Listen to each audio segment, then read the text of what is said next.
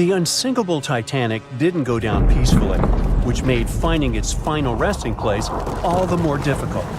The world-famous RMS Titanic sank in 1912, but was only discovered in 1985 on a secret mission. Although people back in the early 1900s had the approximate location of where the Titanic was, they didn't have the right technology to find it. As it went under, the ship sent several CQD signals, standing for Come Quickly, Distress, to a nearby ship named Carpathia. "Come at once, we have struck a berg. It's a CQD, old man," were some of the final words transmitted from the Marconi wireless on the ship. These Morse code messages were also what made the first research missions to the wreck possible. RMS Carpathia found the lifeboats filled with Titanic survivors, but the world also desperately wanted to see what became of the famous liner. Fast forward to 1953. That's when the first serious attempt to find the Titanic wreck happened. A man named Risdon Beasley tried using a loud eruptive device to locate the ship. It sounds weird, but there's science to back it up. When dynamite goes off, the waves from the detonation hit the bottom of the ocean floor. With the help of sonars, scientists would be able to locate if there was anything solid at the bottom of the ocean. But Beasley had no luck. Another 20 years would pass before oceanographer Robert Ballard would make his attempt to locate the Titanic. Ballard had a bit more luck than Beasley. Over the previous years, underwater technology had gotten more funding and so worked much better. He tried it the first time in 1977. Ballard partnered with the Woods Hole Oceanographic Institution on a mission to map the ocean floor. While the institute hired him to test out their new mapping technology, Ballard's intention was to go a little further and find the Titanic wreck. In the middle of this new technological ship, there was a hole that allowed for a long pipe to be extended into the water just above the ocean floor. Attached to the end of this pipe, Ballard installed a pod with sonars and cameras. They thought they were in for something big, and so they took the ship to sea to run some tests. That's when, on a trial run, adversity struck. The drill pipe broke, sending all of their expensive material to the bottom of the ocean floor, just like the Titanic. When Ballard failed, another important character came into this story, a man named Jack Grimm, an eccentric oil tycoon. Grimm had become famous for trying to find things such as Noah's Ark, the Loch Ness Monster, and Bigfoot. He also tried to prove the hollow Earth theory that says that the interior of Earth is entirely hollow and hosts underground cities and nations. His search consisted of trying to find a large hole on the North Pole and thus venturing inside the hollow Earth.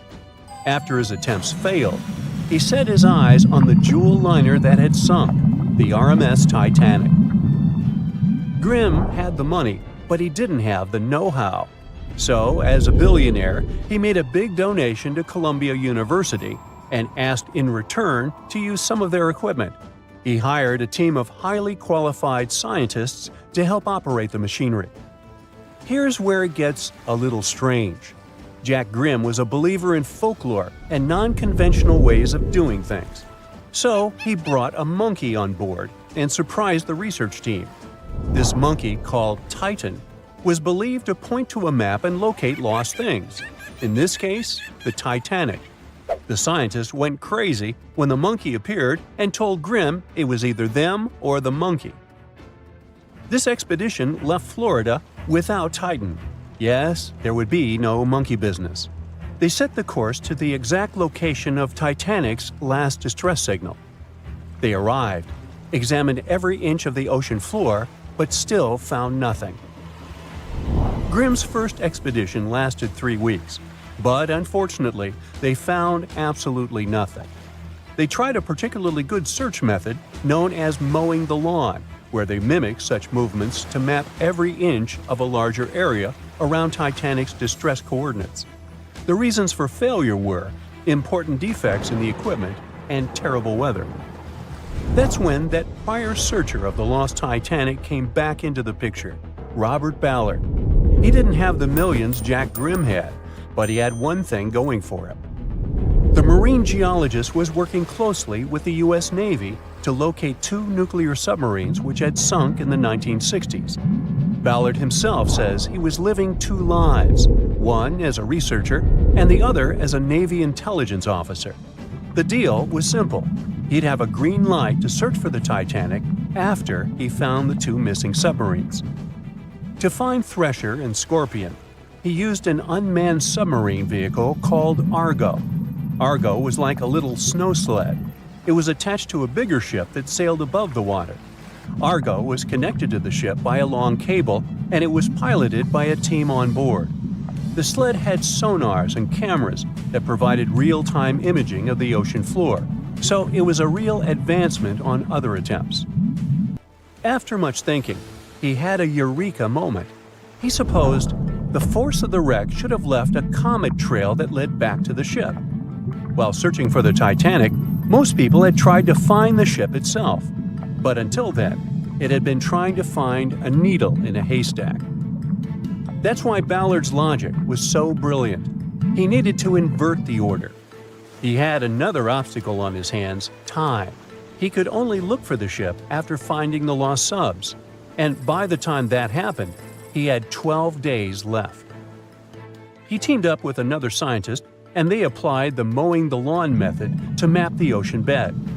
Another important piece of information that most researchers left out was that there was a sea current moving south on the day of the disaster.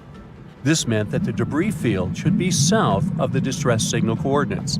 To save time and resources, he would do a quick reconnaissance of the ocean floor, spacing lines more than 3 miles apart to look for debris fields. He also relied more on the camera visuals than on the sonar signals. His team took turns piloting Argo and watching the video. Days rolled by, with nothing but the empty ocean floor showing up, until the rocks they were used to seeing started to look like man-made debris. Suddenly, there it was, the Titanic's boiler. Ballard was right.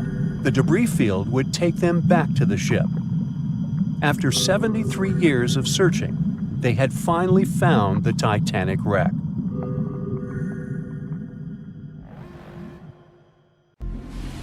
Have you ever wondered how much of the Titanic is left these days? Now, if you haven't been living under a rock, you probably know that it's been over 100 years since the world's most famous ship turned into a wreck. The RMS Titanic, the world's largest sea liner from the beginning of the 1900s, sank during its maiden voyage, just a few days after leaving port. The ship struck an iceberg on April 14, 1912, taking down over 1,500 passengers of more than 2,200 who were on board the liner at that time. As shocking as this may sound, the Titanic took over 3 years to be built and only 3 hours to sink. And if it were today, the ship would have cost over $210 million to be made. It was last seen on the surface of the Atlantic at 2:20 a.m., and for many decades, that was the last time people saw it. It wasn't until 1985 that the whereabouts of the ship were discovered by oceanographer Robert Ballard, and some parts of the Titanic became visible once again. One of the first discoveries made by Ballard's expedition was that the ship was indeed torn in half before sinking. The early exploratory missions to the part of the ocean floor where the Titanic now lies could only see the hull and the deck of the ship. According to Ballard, the main purpose of these missions was to understand how to preserve the ruins from deteriorating. Another goal was to recover the huge number of personal items scattered along the seabed. The explorer later said the view down there was as shocking as it was emotional. In the field of debris around the wreck, the oceanographer discovered plenty of small objects and personal belongings, many of which he brought back to the surface. There were shoes, some fancier than others. There were pieces of clothing that belonged to crew members, and there were huge propellers. If on the surface they gleamed and shined, on the ocean floor they were embedded and devoured by sand. Ballard pointed out that the area where kitchenware was scattered measured more than a mile in length. There were enough plates, pots, and pans to fill up an entire industrial kitchen. For the first time ever, 3D animation footage reveals exciting images. The simulations show the Titanic's evolution from when she first set sail in 1912 until the state of her ruins today. But simulations weren't enough for deep-sea explorer James Cameron, who envisioned traveling to the heart of the wreck for the first time ever in the history of the ship. Yep, the same James Cameron who happens to be the director of a very famous movie about the ship. He has now dived 33 times to visit the wreck of the Titanic. Here's some fun trivia for you. The director says that his true passion has always been the ocean, and that ever since he was a kid, he wanted to study the sea. Directing, let's say, just happened to be his day job. And when the possibility of directing Titanic appeared, he said yes, just so that he could go and check out the ruins of the ship in real life. Now back to the wreck. According to James Cameron, it wasn't enough for researchers to access only the exterior of the ship. They needed to go inside, analyze and photograph what was left of the pompous interiors of the world's once biggest sea liner. Cameron piloted an innovative robot vehicle equipped with cameras. It helped the man to reveal spaces in the Titanic that no one had ever seen before since the ship touched the bottom. Turkish baths, for instance, still had their tiled walls standing up almost in all their entirety. These baths were exclusively for first-class passengers. They were located right next to the swimming bath and the third-class dining room, and were designed in the Moorish style. People resting there could get heating blankets and ask waiters to bring them anything they needed. If the pictures from before the disaster were astonishing, they carry a different kind of wow factor now, when everything you see in them is hidden underneath the surface of the water. Another shocking discovery was the ship's mast. If we look at the Titanic in its pre-sinking glory, the mast calls much of one's attention. Located on the bow of the huge ship, the mast held together the transmission cables for the Marconi system, a system of wireless telegraphy. That's also where the British merchant flag the Titanic flew was located. The mast stood at the height of a bit more than 100 feet and was equipped with a crow's nest. Nowadays, the mast is unrecognizable. Attacked by corrosion, it collapsed. The crow's nest broke apart too. Now we can see why the modern-day Titanic is a real treasure for deep-sea explorers. But as the wreck of the ship lies at an approximate depth of 12,500 feet, sunlight is non-existent there. So, piloted missions depend on high-end technological equipment to survey the area. Why do you think the Titanic went missing from the public eye for over 70 years? Well, because at that time, technology wasn't advanced enough for people to go down there, as well as bring back good footage of the wreck. Filmmakers were the ones who drove this technology to its advance by trying to film underwater. They began by building boxes to put their cameras inside. And now, deep-sea photography is highly advanced and allows us to marvel at the awesomeness of underwater life. Of course, taking pictures under the sea is no easy feat. For one thing, to withstand that crazy underwater pressure, submarines need to be really strong and have thick walls, no thinner than 11 inches. Plus, explorers need to understand how to film and photograph when there's almost no light around. There was another thing that made documenting the Titanic even more difficult. When the wreck of the ship was rediscovered by scientists, it was covered with red-colored rusty bacteria that made it even harder to take good pictures. As it happens, the color red does not reflect well underwater, which is unfortunate for photographers. For this reason, human-operated vehicles that go down to tour the ruins are equipped with powerful lighting devices. When you see some parts of the ship from afar, they look as if reddish-brown wax has been dripping all over the Titanic's ruins. But in reality, these icicle-shaped structures are colonies of microorganisms. When the ship sank, it brought down with it an enormous amount of bacteria that hadn't existed at the bottom of the ocean before. But now, these bacteria, together with the extreme conditions at the bottom of the ocean, have turned into a disastrous combination for the ruins of the ship. These red colonies of microorganisms actually feed off of iron and steel, which is basically all that is left of the Titanic. One kind of those microorganisms are bacteria called Halomonas titanicae. They can eat up to 220 pounds of iron per day. This makes the Titanic a colossal food source for them. There have been lots of speculations regarding the life expectancy of the ship's wreck after researchers discovered this bizarre rust. But according to Cameron and his research team, the Titanic isn't going to disintegrate anytime soon. In one of the latest expeditions down to the wreck, a piloted vehicle was funded to identify specifically one stateroom. It belonged to a very important passenger, Sir Benjamin Guggenheim. Yes, just like the museum. Guggenheim was the son of a mining magnate and a member of the elite group that boarded the transatlantic journey of the Titanic.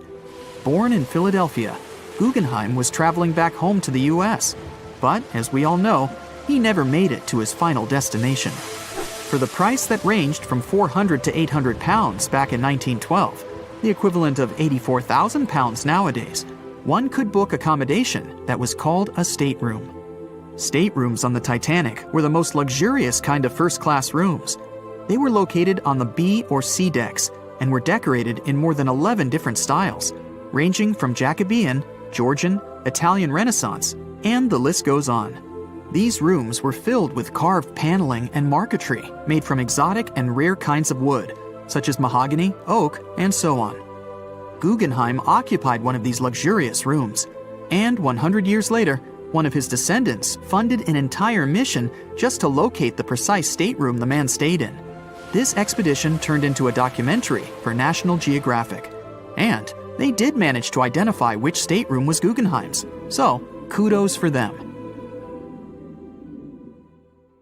In 1998, a diver picked up a strange sonar blip next to the wreck of the Titanic. This blip bugged scientists for over 20 years. The sonar system was clearly showing some huge object was hiding next to the most famous shipwreck in history. The scientists couldn't decide if it was coming from another shipwreck, some sort of a geological feature, or something else they didn't even expect to find there. The mystery was finally solved only in 2022.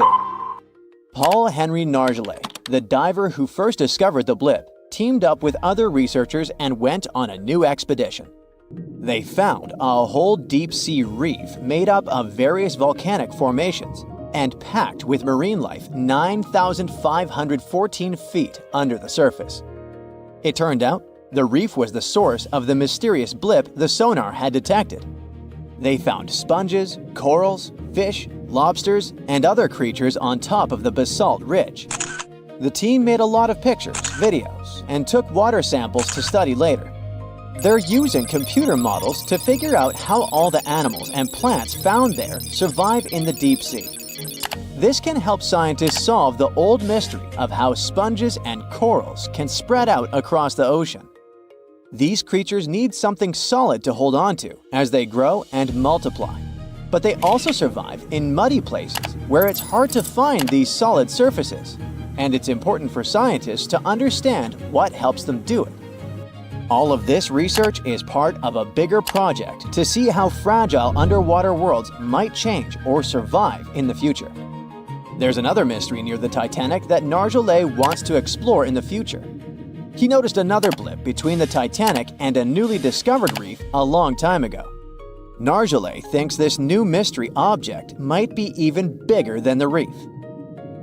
The Titanic is lying on the ocean floor in two big pieces pointing in different directions. After it had sunk, the boilers, which show where it went down, were found about 600 feet east of the back end of the ship. The bow of the Titanic remained intact when it hit the seabed, but the stern was completely mangled because of the implosions it went through during the descent. The air trapped within the structure just couldn't handle the increasing pressure of the water deep down. Some people who survived the famous shipwreck mentioned that they had seen the ship break in half as it was sinking. At first, no one believed them. But now we know that the Titanic really did split apart between its second and third funnels as it was going down into the water. It took the most famous ship in history 2 hours and 40 minutes to submerge completely. The collision let water flood 6 out of 16 watertight compartments. As the water gushed into the starboard side, the ship started to tilt down in the front and a bit to the right. By midnight, the damaged compartments were spilling water into others. Water started flooding through anchor chain holes, and by 2 a.m., the bow was sinking and the stern's propellers were lifted out of the water. The ship kept flooding until the moment the bow went under the water and the stern went up at a steep angle of almost 45 degrees. The weight of those massive propellers stressed the ship's midsection. The steel just couldn't handle it and failed. Survivors described that moment as some loud noise, like breaking china. That was the Titanic's upper structure giving in. By 12 past 2 a.m., the bow and stern were only connected by the inner bottom structure. Minutes later, the bow, weighing around 16,000 tons, broke loose from the stern. The stern rose sharply to an almost vertical position and started sinking slowly. By 2:20, it disappeared underwater. During the descent, the big funnels were torn off, dragging along cables and other parts of the ship's deck. The ship's front mast also broke and fell, smashing onto the bridge area. The wheelhouse where the captain steered the ship was probably destroyed when the mast came crashing down. The bow was cruising down at about 23 miles per hour and had hit the ocean floor almost half an hour before the stern. The hit was so hard that it bent and broke parts of the ship even more. The decks at the back of the bow collapsed on top of each other. The area around the bridge where the ship was controlled looks especially damaged, almost like a giant fist had squashed it. The roof and sides of the officers' quarters and the gym were pushed in, and railings were bent outwards. Some experts think that when the bow suddenly stopped sinking, a powerful blast of water caused by the sudden halt smashed down onto the wreck. It caused even more damage, but you can't see the damage from when the Titanic hit the iceberg anymore because it's buried under the mud. If you want to go check it out yourself, you must know that the waters around the Titanic are still really, really dangerous. First off, the icebergs are still wild in the area. In 2019, a total of 1,515 icebergs floated far enough south to get into the paths where ships travel across the Atlantic Ocean between March and August. Second, sunlight can only reach about 3,300 feet below the surface, and beyond that, it's completely dark. The area where the Titanic lies is called the Midnight Zone because there's no light at all. When scientists go down to explore the Titanic, they spend over 2 hours descending through pitch-black water before the ocean floor suddenly appears under the lights of their submersible. Seeing anything down there is tough because the submersible's lights only light up a few feet ahead, so it's easy to get lost. To help find their way, explorers use detailed maps of the Titanic wreck site, built over many years, and special tools like accelerometers and gyroscopes to track the ship's position and orientation. Even with all this technology, it's still really hard to find your way down there. Plus, the deeper you go in the ocean, the more pressure there is from the water all around. At the bottom of the ocean where the Titanic rests, the pressure is about 390 times higher than what we feel at the surface. Because of this, subs need to have really thick walls to survive these extreme conditions and keep the people inside safe. The currents down there aren't as powerful as on the surface, but sometimes so-called benthic storms can create powerful underwater currents that can sweep things away from the ocean floor. The Titanic is affected by them. The currents near it mostly flow from east to west and from northwest to southwest, but they can change direction a lot, especially around the bow section of the wreck. Many experts think that over time, these currents will move enough sand and mud to cover the Titanic wreck with layers of sediment. After more than 100 years underwater, the Titanic slowly started to break down. Tiny microbes have been eating away the metal over the years. This created rusty icicle-like formations called rusticles. These rusticles are making the ship fall apart even faster, especially on the back part. Scientists believe this wreck is breaking down 40 years faster than the front. The wreck is slowly collapsing bit by bit every year, but as long as no one touches or goes inside it, it should stay mostly intact for now.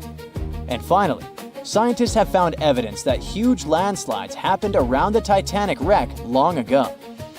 These landslides sent tons of sediment sliding down from the nearby continental slope. They think the last big landslide like this happened tens of thousands of years ago and left layers of sediment up to 328 feet thick. But don't worry, these events are super rare. In the Titanic movie, you won't see any fumes above the fourth funnel of the legendary ocean liner, and it's not a mistake. Back in 1911, the year before the Dream ship's departure, large ships would mostly sail with 4 chimneys. They needed those to draw heat and fumes from their massive boilers. The Titanic was a real engineering gem that only needed 3 chimneys to function. So the 4th was added for balance and more impressive looks. The White Star Line thought the public would have been disappointed to see only 3 pipes on the greatest ship of all time. The Titanic's sister ships, the Olympic and the Britannic, also had 1 fake funnel each for the same reason. The dummy chimney wasn't completely useless and served for ventilation. It took out the fumes from the machine spaces in the lower decks and from one of the first-class general rooms. 1 big ventilation funnel, instead of several small ones, helped to declutter the upper decks and left more open space for passengers to enjoy their strolls. When Titanic went down, the funnels, each weighing 60 tons, went down with the rest of the ship. They were made extra tall to make sure the passengers weren't covered in the suit being ejected. Their height and weight let them stay in the upright position. The forward funnel, followed by the others, fell only when the ship went for the final dive. Those chimneys were much lighter than the bow, so they spread among other debris. The light material they were made of flattened once it hit the bottom, and the iron-eating bacteria living deep down took care of it later. The bow of Titanic remained intact when it hit the seabed, but the stern was completely mangled. When the famous ocean liner hit that iceberg, things got really messy. It took the future movie star a whole 2 hours and 40 minutes to submerge completely. The collision let water flood 6 out of 16 watertight compartments. As the water gushed into the starboard side, the ship started to tilt down in the front and a bit to the right. By midnight, the damaged compartments were spilling water into others, and it was chaos because these compartments were only watertight horizontally. Soon enough, water started flooding through the anchor chain holes, and by 2 a.m., the bow was sinking, and the stern's propellers were lifted out of the water. The ship kept flooding until the moment the bow went underwater, and the stern shot up almost 45 degrees. The weight of those massive propellers stressed the ship's midsection. The steel just couldn't handle it and failed. Survivors described that moment as some loud noise, like breaking china or falling gear. That was the Titanic's upper structure giving in. By 12 past 2 a.m., the bow and stern were only connected by the inner bottom structure. Minutes later, the bow, weighing almost 16,000 tons, broke loose from the stern. The stern rose sharply to an almost vertical position and started sinking slowly. By 2:20, it disappeared underwater. The bow was cruising down at about 13 miles per hour and had hit the ocean floor almost a half an hour before the stern. The 2 parts of the Titanic now lie 2,000 feet apart, pointing in different directions. The bow remained mostly intact, just covered in mud. The stern turned into a tangled wreck because of the implosions it went through during the descent. The air trapped within the structure just couldn't handle the increasing pressure of the water deep down. Signal rockets played a big part in the Titanic's tragedy. When a ship goes down, you're supposed to shoot up red flares to signal trouble. But someone decided to stock Titanic with white lights instead of the usual red ones. So when the ship smacked into that iceberg, the crew fired off white flares. The SS Californian was passing nearby, and its captain knew the Titanic was in a dangerous iceberg zone. The crew didn't spot the sinking Titanic, but they sure saw those white rockets. The radio between the ships was useless because the Californian's operator switched it off. The captain had a gut feeling something was off, so he flashed a Morse code light signal at Titanic. But he received no reply because the Titanic had already gone underwater. There was another ship, Samson, sailing alongside the Titanic. It had plenty of illegally hunted frozen seal meat from Canadian waters abroad, so it was sailing with lights off to remain unnoticed.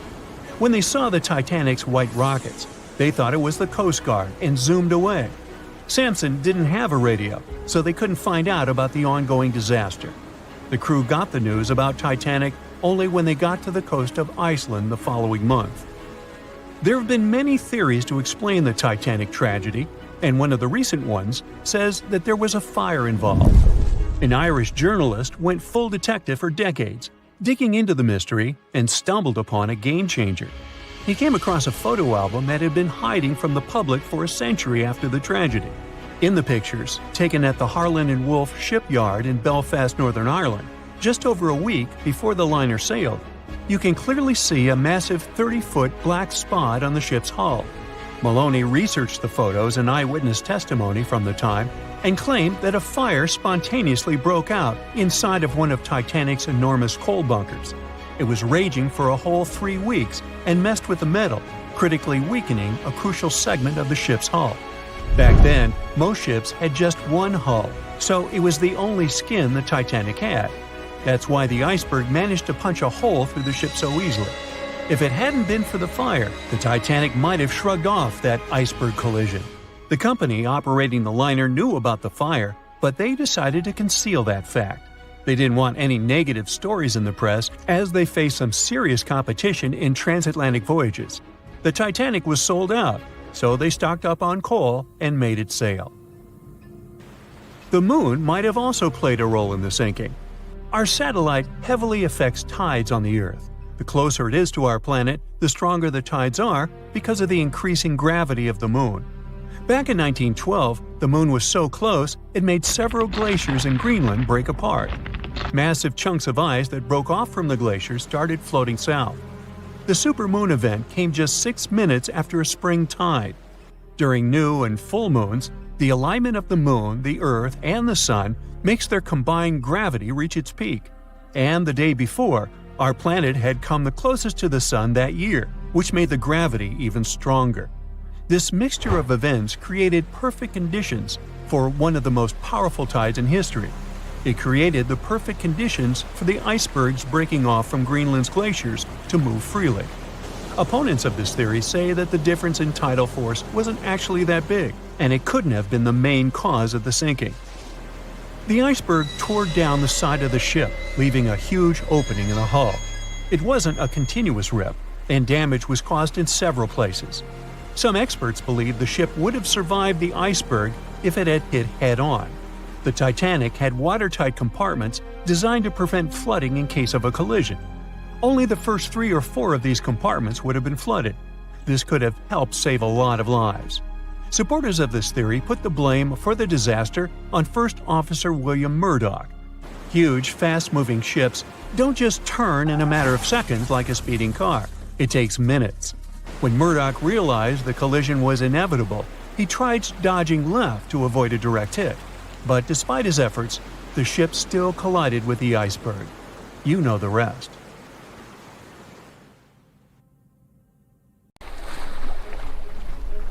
The lookout shouts, "Iceberg right ahead!" The Titanic strikes the ice. Water starts flooding in. Third-class passengers are locked up. There aren't enough lifeboats for everyone. Panic sets in. Violins are playing. The ship sinks. Well, we all know the story of the movie Titanic like the back of our hand by now. But what if I told you that Hollywood lied to us? To tell the real story of what happened that freezing night in 1912, we need to rewind a bit. The lookout shouts, "Iceberg right ahead!" Yep, that part was true. Just before 11:40 at night, Frederick Fleet noticed something darker than the sea directly ahead. As the ship got closer, he realized it was an iceberg. The engines were quickly reversed and the ship turned sharply. Instead of hitting it head-on, Titanic scraped along the side of the berg, sprinkling ice on the forward deck. If you remember, in the movie, Jack and Rose are having a romantic moment when they feel the ship shudder after hitting the iceberg.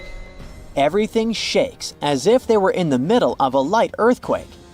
Some real-life passengers reported feeling something similar after the impact, but according to Titanic survivor Frank Prentice, it wasn't exactly like that. He said there was no impact as such, and it all felt more like slamming on your car brakes. The ship stopped, and that was that. Some people even slept right through the collision, confirming that there wasn't such an abrupt impact. Mr. Prentice, curious about what had happened, left his cabin and went out to the deck.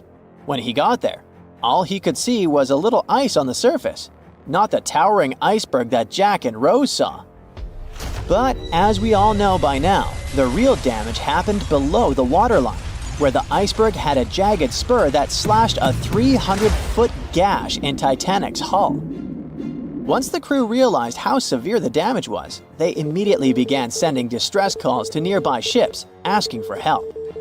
At some point in the movie, the radio operator goes to the captain and says there is only one ship nearby, the RMS Carpathia, which later ends up rescuing many passengers.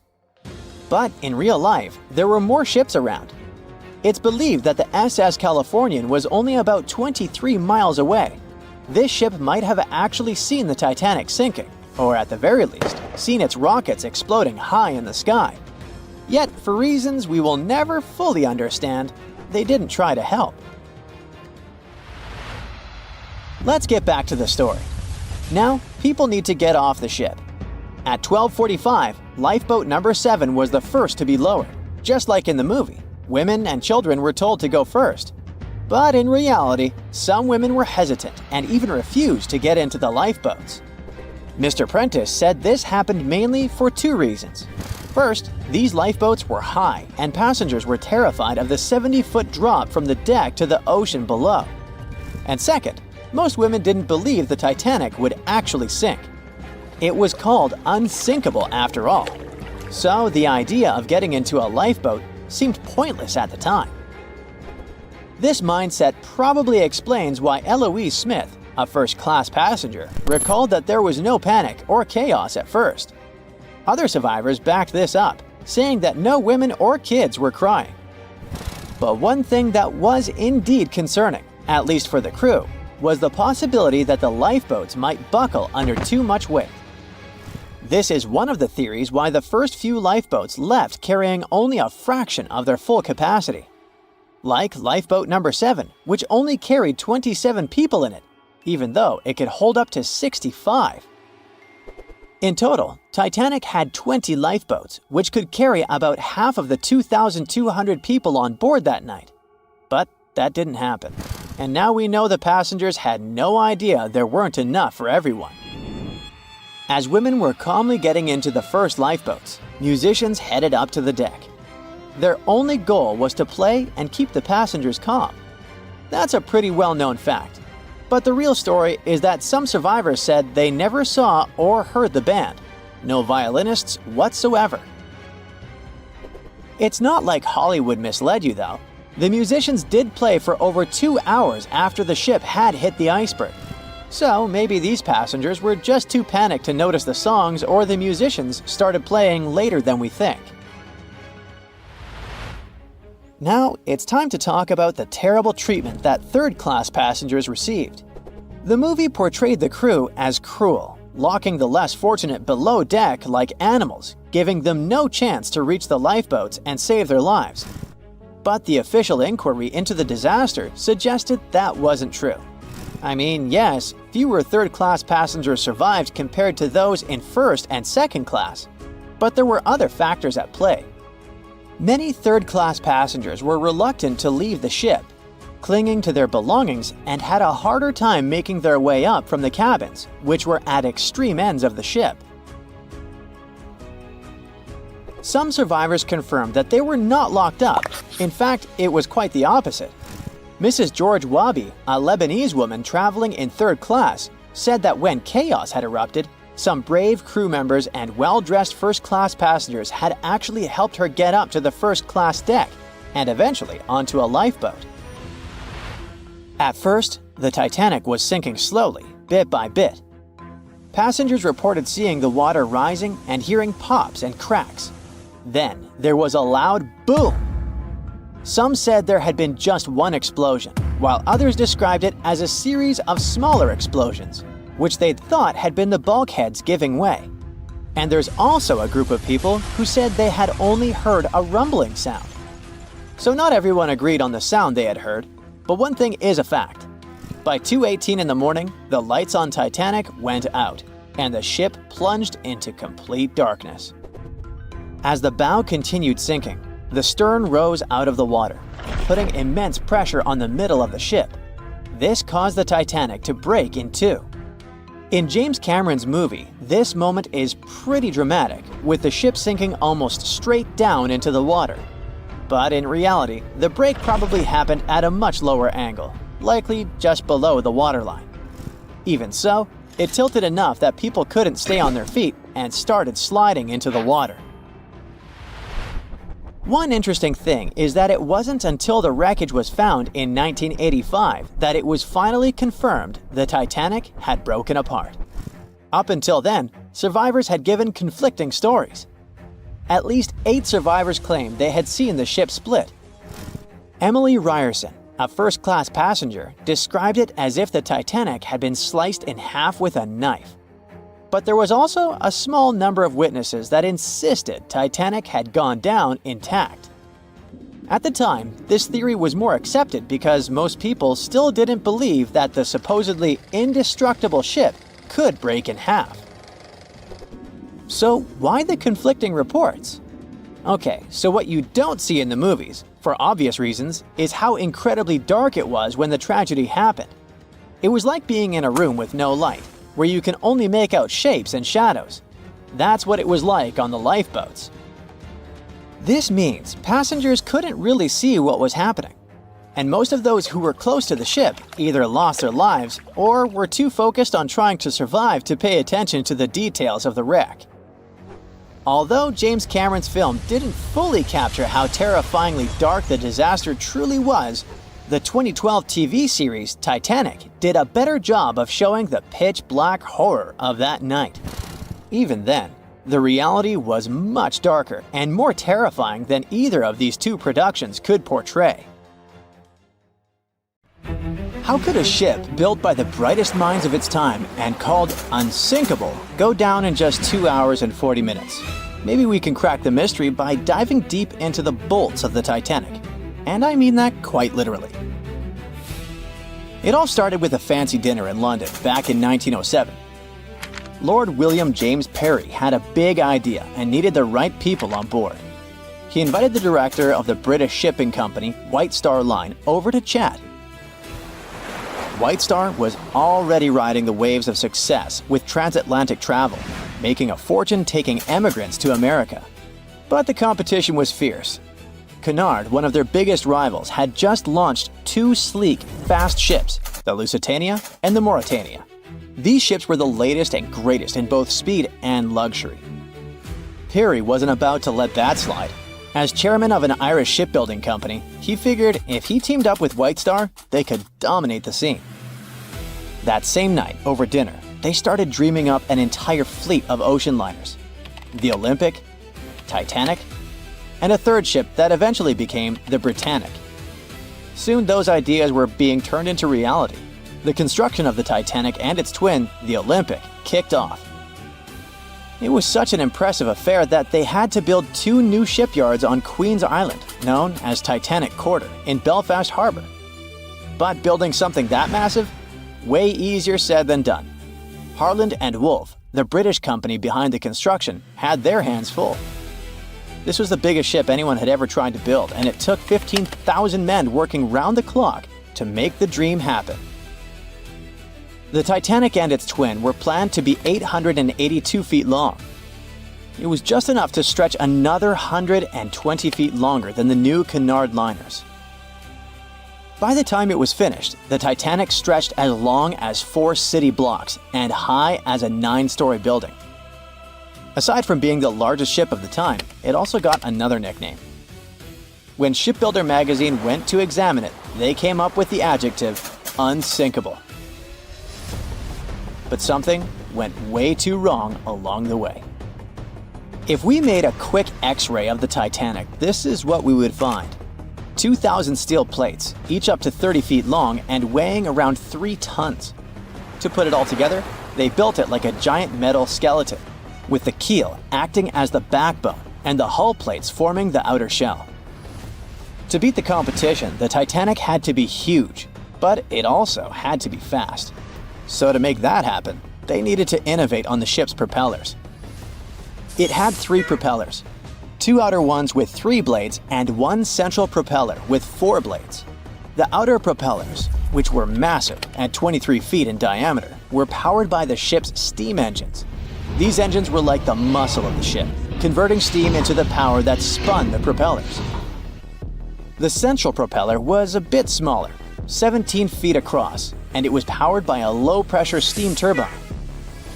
The combination of engines and turbine was pretty cutting edge at the time and helped the Titanic cruise at about 21 knots. That's roughly 24 miles per hour, which doesn't sound too fast, but for a ship this size, it was impressive. The propellers themselves were made from manganese bronze, a material chosen because it's strong and resists corrosion. Trust me, this is key when you're plowing through salty ocean water. This engine system could produce up to 46,000 horsepower, which would be the equivalent horsepower of 230 cars combined. To make the ship move, there were two large propellers on the sides connected to engines that worked like giant pumps, pushing the ship forward. Then, there was a third propeller in the middle, which worked as a steam turbine, a fancy kind of engine, to give it extra push and use less fuel. This whole setup wasn't just about power, it was also about speed. Other ships had started using the steam turbine a few years earlier, but since the Titanic was bigger and heavier, its system had to be extra powerful to keep it fast, stable, and comfortable for everyone on board. So after 2 years of really hard work, the Titanic was ready for its first trial run. On May 31, 1911, a crowd of 100,000 people stopped to watch the Titanic slide into the River Lagan. Lord Peary was joined by American millionaire J.P. Morgan, who had acquired financial control of the White Star Shipping Company. The Titanic floated for the first time, but it took another year to fit it out, which is basically shipbuilding speak for turning that giant steel skeleton into a luxurious floating palace. It had it all: a heated swimming pool, Turkish baths, palm trees in the cafes, a squash court, a first-class dining salon that could fit 554 people. According to some reports, the most luxurious suite aboard the Titanic was booked by an American named Charlotte Drake Cardezza. She paid $2,500 in 1912. Even in today's money, that's a pretty penny for a trip. But if we make a conversion, it's gonna be around $75,000 in the 2020s. All for a one-way ticket across the Atlantic. Workers rushed to finish painting and polishing the Titanic by March 31, 1912. The 62-year-old White Star captain, Edward John Smith, went on board to oversee the final tests of the world's biggest ocean liner. The captain even said this would be his last Atlantic crossing. Once he got to America, he would retire. On April 10th, the ship was ready for its maiden voyage. It sailed to Southampton to take on coal and its first passengers. Passenger Sylvia Caldwell asked a deckhand if that gigantic ship was really unsinkable, to which he answered the iconic line that not even God himself could sink that ship. 4 days into the voyage, the RMS Titanic met its fate. Even though the ship got warnings about icebergs, it was gliding super fast in the dark. When the lookouts finally saw the iceberg, it was too close for the ship to stop or turn. Imagine trying to suddenly slam the brakes on a huge car. Now imagine that car was 20,000 times heavier than a normal vehicle and moving absurdly fast. When the Titanic tried to steer away, it ended up scraping the iceberg along its side. Even though the crew tried slowing down and turning, the ship sideswiped the iceberg, ripping open 100 meters of the hull, damaging 6 out of 16 watertight compartments. This caused the ship's front to dip underwater while the back lifted up, just like when one side of a lever gets too heavy. At a steep angle, the ship began to break in half from the middle, which is how it eventually sank. But why did the hull and rivets break so easily? A 1991 expedition discovered pieces of the Titanic's hull and found that the steel used was extremely brittle, especially in freezing temperatures like those on the night of the sinking. The steel didn't bend or give under pressure. It shattered like glass, making the impact much worse.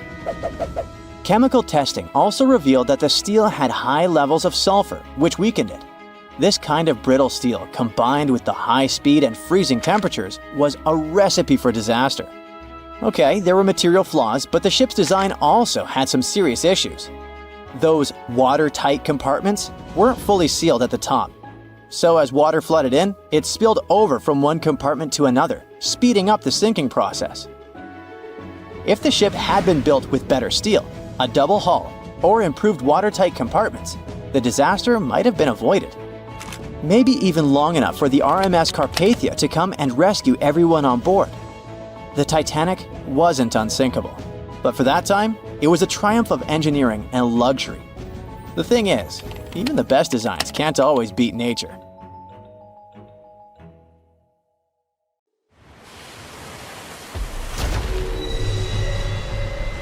Over 1,500 people lost their lives in this part of the ocean, so maybe it's a prudent idea to stay away from it. The spot where RMS Titanic sank remains dangerous. I mean, yeah, there are still huge icebergs out there, but there are even bigger threats lurking beneath the surface.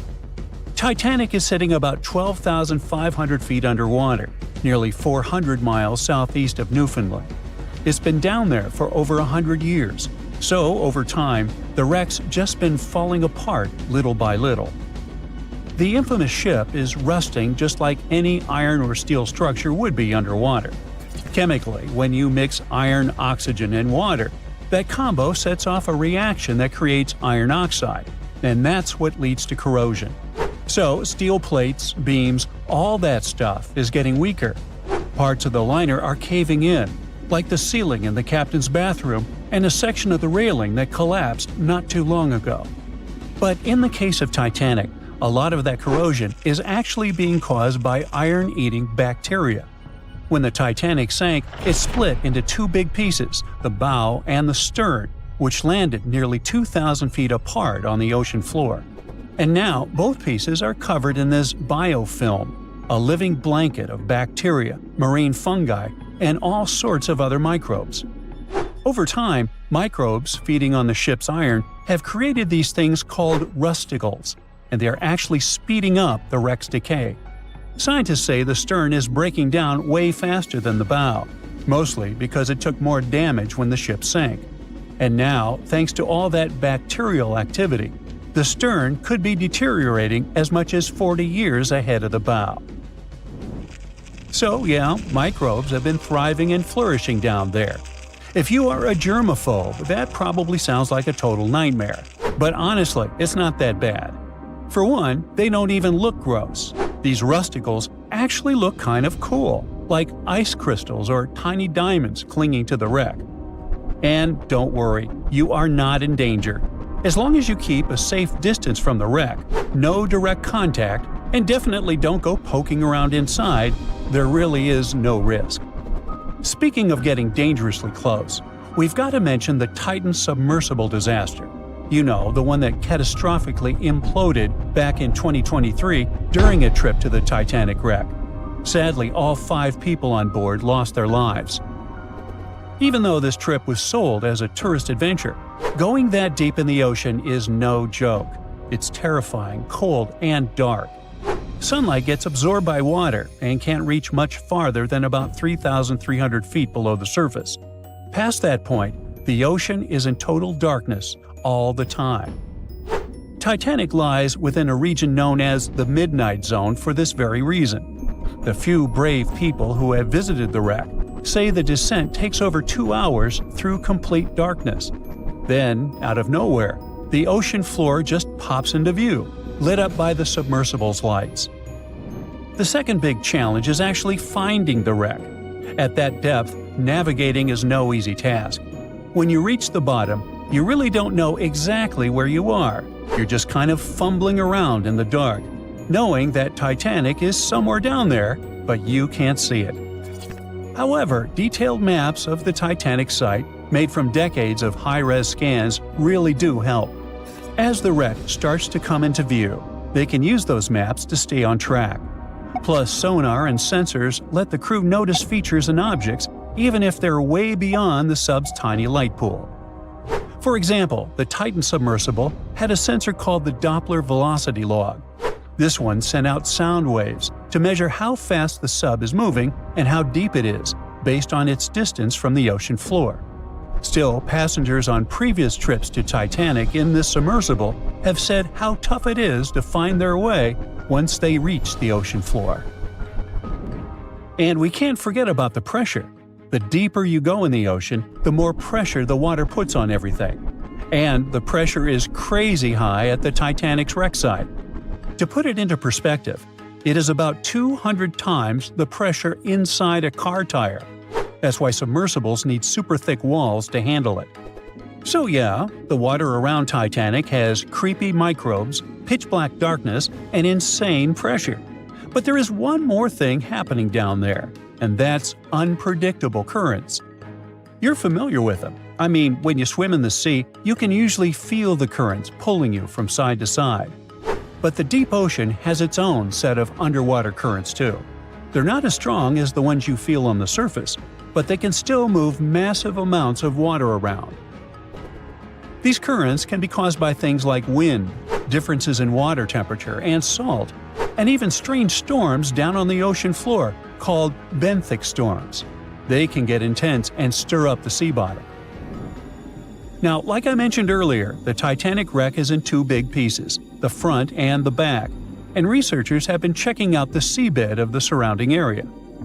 One part of the wreck is near this cold underwater current called the Western Boundary Undercurrent. It flows south and moves mud and sand along the ocean floor, creating ripples and patterns that show how strong or weak the current is. Most of the time, the currents there aren't very strong. They even found sand ripples near where all the Titanic debris landed, like furniture, coal, and just random stuff from the ship. And those ripples are showing a current flowing from east to west. But inside the main wreck site, things get a little wilder. The water flows more from northwest to southwest, probably because all the huge chunks of the ship are messing with the flow. Around the south side of Titanic's bow, the currents get unpredictable too. They keep switching directions, from northeast to northwest to even southwest. It's like the ocean's just doing its own thing down there. Experts think that over time, all this shifting water is going to slowly bury Titanic under layers of mud and sand. Little by little, the wreck could just fade away and disappear beneath the ocean floor. Alright, now it's time to get to the obvious issue here: icebergs. Yep, they're still a problem for ships today. In 2023, around 380 icebergs flowed into the busy shipping routes between North America and Europe. That's a problem. You see, the bigger the iceberg, the easier it is to spot and avoid. Smaller ice is a lot harder to detect, though it's no less dangerous. And that's because the most dangerous part is underwater, where no one can see it. Think about the iceberg that sank Titanic. Passengers saw about 100 feet of it above the water, but it's believed that's only 16% of its total size. Experts say the rest, hidden beneath the waves and much larger than what's visible, could stretch down several hundred feet. Now, the good news is that, unlike Titanic's day, we have much more technology now to spot icebergs in time. Modern ships have radar and satellite imagery that can pick up icy threats hiding in the dark. Some vessels even use sonar and thermal imaging to see through fog, helping the crew to spot icebergs above the surface. GPS and AIS pick safer routes, and monitoring centers around the globe send out real-time alerts, like having a personal iceberg spotting assistant. So, yes, it is a massive upgrade from just relying on binoculars. You won't have to worry about icebergs on your next cruise vacation, even if it passes alongside Titanic's route. But just to be extra safe, try not to travel with anyone named Jack or Rose, and never play the violin while on board. Just saying. It was the start of 1912. A giant chunk of ice broke off a glacier in southwest Greenland. The ice was made up of snow that had fallen thousands of years before the event, perhaps as far back as when mammoths still roamed the earth. The iceberg started its journey. It was a huge thing, more than 1,700 feet long and weighing over 75 million tons. It was also a very peaceful chunk of ice. It steered clear of ships and busy transport routes. And then, it somehow floated much further south than other bergs did. Our iceberg was lucky. Others melt long before they get to these low latitudes. Out of up to 30,000 icebergs that drift away from Greenland's glaciers, only 1% ever make it all the way to the Atlantic. Even after melting into the water for months, this massive block of ice was still almost twice as heavy as the Golden Gate Bridge. The iceberg's top part was towering 10 stories over the ocean surface. Several days before our iceberg made it to the Atlantic Ocean, a magnificent ship left port. It was a luxury liner carrying more than 3,000 passengers and crew members. At that time, it was the largest ship ever built. It was the Titanic. The collisions happened on April 14th, when the ship was in the North Atlantic, 370 miles away from Newfoundland. Unable to divert its course, the ship ruptured at least 5 of its hull compartments. They started to fill with water at an alarming speed. The Titanic's compartments weren't capped at the top. That's why the water spilled over and started to flood each succeeding one. The front of the ship began to sink, causing the back part to lift vertically into the air.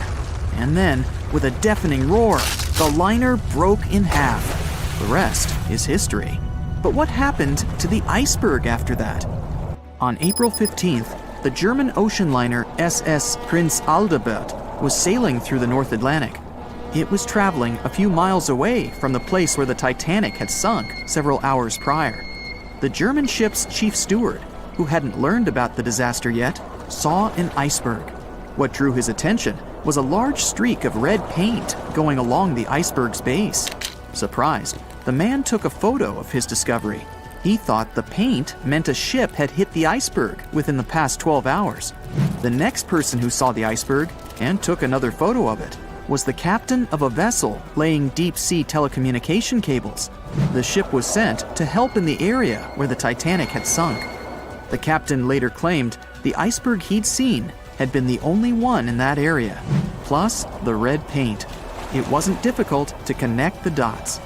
In 2015, one of these photos sold at auction for over $32,000.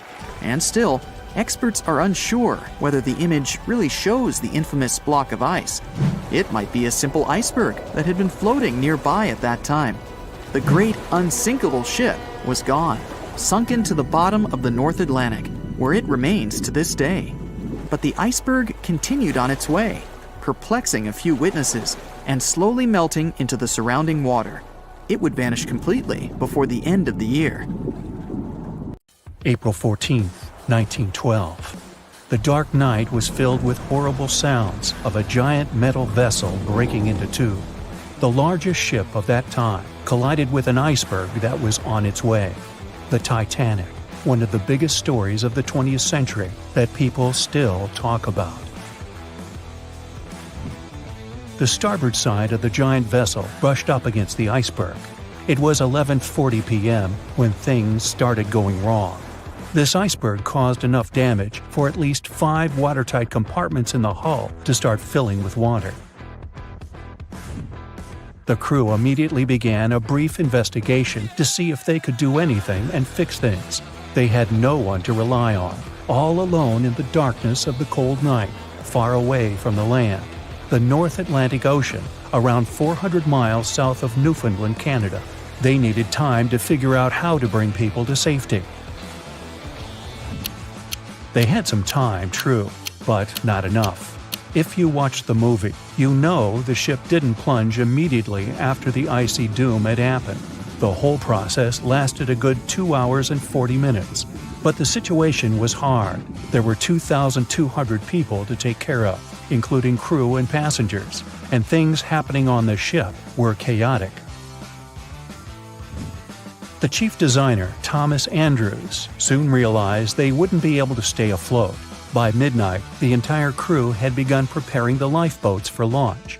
They had 20 boats with space for only 1,178 people, which was just a bit more than 50% of the people on board. The order was to get women and children to safety first. Crewmen were there to row and guide the boats. The scene over the next 2 hours gradually started escalating. The crew members had a task to wake up passengers and warn them something bad was happening. They wanted to place them into a fleet of lifeboats as soon as possible. At 12:15 a.m., some crew members sent out a distress signal. A steamship called Frankfurt was among the first ones that received the message and responded, but they were about 170 nautical miles away.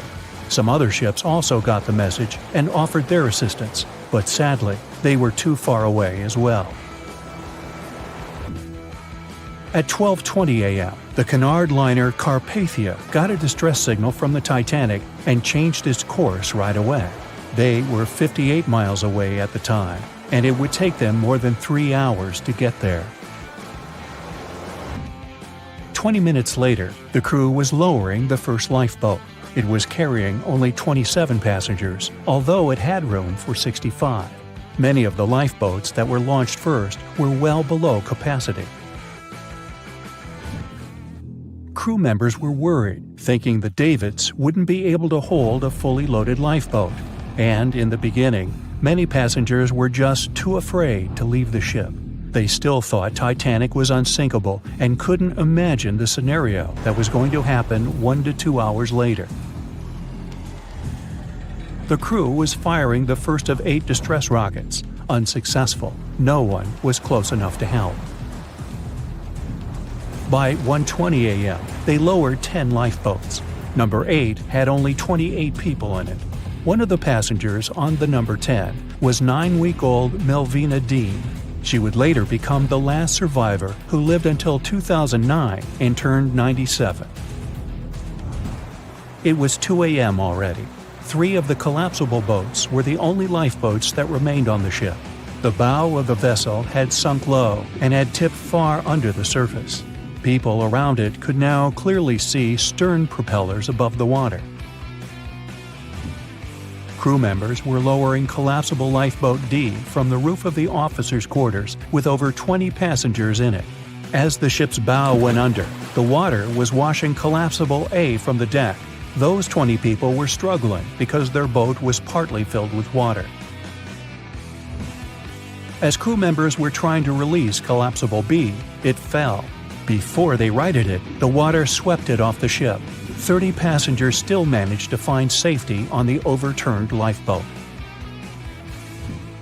At 2:17 a.m., the ship's wireless operator decided to transmit one last distress call. A minute later, the light on the ship finally went out. Titanic and all left on board plunged into darkness. The bow continued to sink, and the stern was rising higher above the surface, which placed great strain on the midsection. Horrible sounds were filling the night. Titanic, this massive, legendary ship so many people placed their hopes in and were excited about, broke into 2 between the 3rd and 4th funnels. Reports would speculate it took about 6 minutes for the bow section to reach the ocean bottom. The stern settled back in the water before it rose again into a vertical position. It remained in this situation until it finally disappeared into the ocean. At 2:20 a.m., the stern apparently retained air inside, and water pressure crushed it as it went down. The stern landed about 2,000 feet away from the bow. People consider the Titanic the fastest ship in the world. They thought it was unsinkable because 4 of its compartments could be flooded, and that still wouldn't cause a critical loss of buoyancy. Its life was problematic since its beginning. While the ship was leaving port, it moved within a couple of feet of the steamer New York. It managed to safely pass by, which was a huge relief for all those worried passengers massed on the ship's decks. Titanic sailed off on the 10th of April. Its first journey was across the highly competitive Atlantic route. On the launch day, the Titanic became the biggest movable object in the history of humankind, 882 feet long, 92 feet wide. Not that big if you compare it with today's ships. The biggest cruise ship in the world today is Royal Caribbean's Symphony of the Seas, which is roughly 5 times the size of Titanic. If you put that ship in a vertical position, it would be nearly as tall as the Empire State Building, which is 1,250 feet without antennas. But Titanic was a huge attraction back in its time. At one moment of their journey, they stopped in France, after which they made another stop in Ireland. Once the final passengers boarded, the massive ship set out at full speed for their final destination, New York City. 4 days after the beginning of its journey, Titanic failed to divert its course from a huge iceberg, the story we all know about. Only 700 people survived, and most of them were women and children. The night was extremely cold, 1 hour and 20 minutes after Titanic had gone down to the bottom of the ocean. Survivors weren't even sure someone was coming to save them. Finally, they saw the light. It was Carpathia coming towards them. They came for the people in the lifeboats. The crew brought them aboard and pulled a handful of other passengers out of the water. Many ships tried to contact Titanic a few hours after it sank. Their messages were never returned. Later, when there was an investigation of what really happened, they discovered the Leyland liner California had been less than 20 miles away when Titanic was sinking. But the crew didn't hear the distress signals coming from Titanic because their radio operator was off duty. Countries from both sides of the Atlantic were shocked and horrified when they heard details of what happened to Titanic. They decided to make changes to ship operations, rules that would help avoid such events in the future. They held the first International Convention for Safety of Life at Sea, where they adopted rules for every ship to have lifeboat space for each passenger on board. Also, lifeboat drills became mandatory. They also decided to establish an international ice patrol. Its main role was to monitor icebergs in the North Atlantic shipping lanes. Ships also needed to maintain a 24-hour radio watch. Titanic wasn't built alone. Because of the size of this magnificent ship and all the new equipment it required, it would have been too expensive as a one-off. So the team built the Titanic alongside 2 sister ships, and both of them had eventful lifetimes.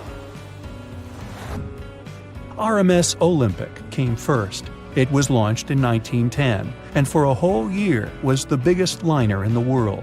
The Britannic was another sister ship that sailed for a while before it too ended down on the ocean bottom. But only Titanic became a legend and one of the most fascinating stories of modern history. It was the biggest ship ever built in its time, and it was supposed to be unsinkable. But within days of steaming out on its first voyage in 1912, the Titanic was gone beneath the relentless waves of the North Atlantic Ocean, and of its more than 2,200 passengers and crew, only 706 survived that dreadful night. Would a smaller ship have fared any better in the same situation? Did the size of the iceberg truly matter in the end? Was it a mistake for the ship to change course at the last minute as it tried to avoid impact? These are 3 questions that have people pondering, what if? We do know that Titanic was considered an engineering marvel in its day. Designed by Thomas Andrews for the British shipping company White Star Line, it was just over 880 feet long and 175 feet tall. Built with abundant space for 840 staterooms, a swimming pool, a squash court, a gym, and 2 dining rooms. But it was below deck that one of its most impressive new features could be found. Titanic's hull was divided into 16 compartments designed to be watertight. Up to 4 of these compartments could take on water in the event of a breach, with the remaining 12 helping to keep the damaged ship afloat. It was thanks to these compartments that the ship was regarded as unsinkable. Rumor has it that Philip Frank, White Star Line's vice president, even declared, "There is no danger that Titanic will sink. The boat is unsinkable, and nothing but inconvenience will be suffered by the passengers." On April 14, 1912, that proved to be mistaken when Titanic struck an iceberg. As ice ripped along the ship's hull, several of those watertight compartments ruptured. It took only 2.5 hours for Titanic to sink. Did the size of the iceberg that hit Titanic seal its fate? Would a bigger or smaller iceberg have made any difference? Icebergs come in a wide variety of shapes and sizes. They are pieces of ice that have broken away from glaciers or ice shelves in the Arctic and Antarctic, and are now wandering across the ocean until they eventually melt. One of the tallest icebergs ever found would have easily dwarfed Titanic. Discovered in 1957, it was 550 feet high. That's close to the height of the Washington Monument. Imagine ramming into something that big. Smaller icebergs, though, can turn out just as dangerous. Some are the size of houses and called bergy bits. Others, closer to the size of a car, are called growlers. These can be much harder for ships and boats to locate, making them more difficult to avoid. And, though smaller, they can produce a lot of damage when hit. It's also critical to recall that icebergs are always bigger than they seem, with the majority of their mass lurking below the ocean surface. In fact, over 80% of an iceberg's volume is underwater. Most of its sharp, jagged edges cannot be seen. Roam too close, and you risk damaging your ship's hull. Because Titanic had little notice of its impending doom, a smaller iceberg, struck at the same angle, could still have been enough to bring that mighty ship down. Now, it's possible that had the iceberg been larger, it would have been spotted sooner. Titanic might have had time to alter course and avoid the impact. But missing that one iceberg would not have guaranteed Titanic's safety. It was traveling in a dangerous stretch of the Atlantic called Iceberg Alley.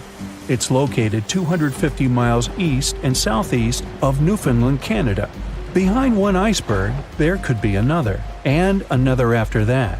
And so the crew on board had to remain very attentive to avoid several potential collisions, not just one. A smaller ship might have been better suited for the trip. Titanic's size was certainly a challenge when it came to steering. In fact, it had just left her dock in Southampton when it nearly collided with another smaller ocean liner, the SS New York, missing it by just 2 feet. The gigantic steamship was obviously not made for maneuvering quickly in tight quarters. A ship that size required time and space to change course. But when it comes to ships versus icebergs, a ship's size doesn't always matter.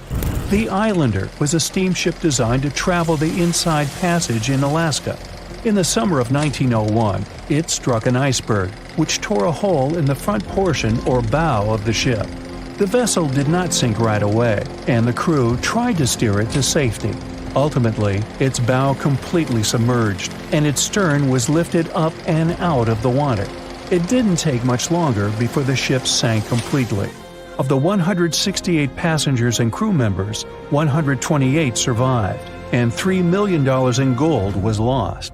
Islander had a 240-foot hull, making it almost a quarter of the size of Titanic, and that smaller size didn't seem to be much help in preventing a collision with an iceberg. And then there was the Hans Hedtoft in 1959. Also known as the Little Titanic or the Danish Titanic, it was referred to as the safest ship afloat. It was 272 feet long with 95 people on board. Much like the real Titanic, the Hans Hedtoft was specifically engineered to handle most of what the sea could throw its way. Along with its double steel bottom, it also had an armored bow and 7 watertight compartments. How could such a ship sink? But it could, and it did. It was on its first voyage, returning to Copenhagen, when it ran into trouble. On January 30th, it hit an iceberg. An SOS was sent, but when the Johannes Cross arrived to help, the Hans Hedtoft was nowhere to be found. The only evidence of the ship's existence was a lifebelt that was washed ashore in Iceland 9 months later. Again, the ship's smaller size didn't work in its favor. A smaller size of Titanic wouldn't have guaranteed a safe voyage in 1912. The final what-if concerns the last-minute choice when the iceberg was spotted and the alarm sounded. First, Titanic could attempt a complete stop, but this wasn't an option as the ship needed a half a mile to come to a halt, and the iceberg was a mere 900 feet away. Second, the Titanic could attempt to avoid the iceberg by steering away from it. This is what the captain ordered, but the attempt was unsuccessful, resulting in a deep gash across the ship's hull. The final option? To hit the iceberg head-on. Would this have made any difference? The answer is an intriguing maybe. Some think a head-on collision would have saved Titanic. In this scenario, the collision would have limited the damage to the very front of the ship. Instead of the iceberg tearing through the hull and compromising several of the watertight compartments, only 4 of the compartments would have been breached. This meant the others could do their job of keeping Titanic afloat. The ship could be stuck, unable to move, but it would remain above water until help arrived. This would provide a ship like Carpathia enough time to reach the scene of the accident and bring the people on board to safety. One of the Titanic's designers, Edward Wilding, made a similar claim during an inquiry into the sinking. He argued that most people would have survived a head-on crash, and that Titanic itself would not have sunk. Others disagree, though. First, the special bulkheads on Titanic were designed specifically to protect the ship against collisions with other vessels, not with icebergs. These compartments would crumple upon impact, absorbing some of the force while the other ship absorbed the rest. Though the damage would still be extensive, the remaining bulkheads would keep the ship afloat. But an iceberg does not have the same flex in a collision as you would experience with another ship. Most of the force would be absorbed by Titanic, resulting in greater damage to the ship. Even worse, the impact would be carried through the full length of the ship. Rivets would burst, seams would tear, the compartments would quickly flood, and the ship would sink even faster, resulting in fewer survivors. In any case, as with most what-ifs, we'll never really know the answer. As tragic as Titanic's first and last voyage was, it did result in changes that helped make venturing out to sea much safer. Findings from hearings on the disaster led to the creation of the International Ice Patrol, or ICC, in 1914, an organization that tracks icebergs in the Atlantic and Arctic Oceans to ensure vessels in the area can avoid them. In the US and Britain, ships were obligated to carry enough lifeboats to accommodate every person aboard. Regular lifeboat drills were made mandatory. And finally, the bulkheads on ships were made higher to keep water out, and bottoms were stretched to create double hulls, helping make the compartments truly waterproof. There's no denying that Titanic was a terrible tragedy, but the lessons learned from that night to remember has helped prevent many more. On April 10, 1912, crowds gathered at Southampton Beach to wave off what was, at the time, the world's largest and most prestigious ship, the RMS Titanic. The cost of the most expensive first-class parlor ticket was $4,350. That's around $70,000 in today's money. But barely 5 days after steaming away, the ship was swallowed by the Atlantic Ocean. So let's rewind and go back to what actually happened on that fateful night. The captain wanted to set a speed record for the ship's maiden voyage and arrive early. The ship was deemed unsinkable, so he went full throttle into the dark Arctic waters. After spotting the 100-foot iceberg, the crew desperately tried to steer the vessel away and avoid the collision, but the Titanic was traveling too fast, and the iceberg tore down the side of the ship, creating a huge opening in the hull. It wasn't a continuous rip, and damage was caused in several places. In total, the damage spanned along an area of around 300 feet. But the ship's designers had prepared for the prospect of a collision and added watertight compartments down each side of the ship to act as a buffer zone. 4 of these compartments could be breached, and the ship would still stay afloat. But because the iceberg tore down the side of the Titanic, it ripped holes in 6 compartments. The compartments didn't extend up the total height of all decks and weren't actually sealed at the top.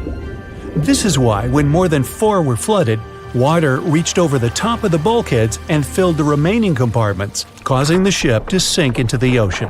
Think of it as water spilling over an ice cube tray. But what if the collision was head-on? Would it still have sunk?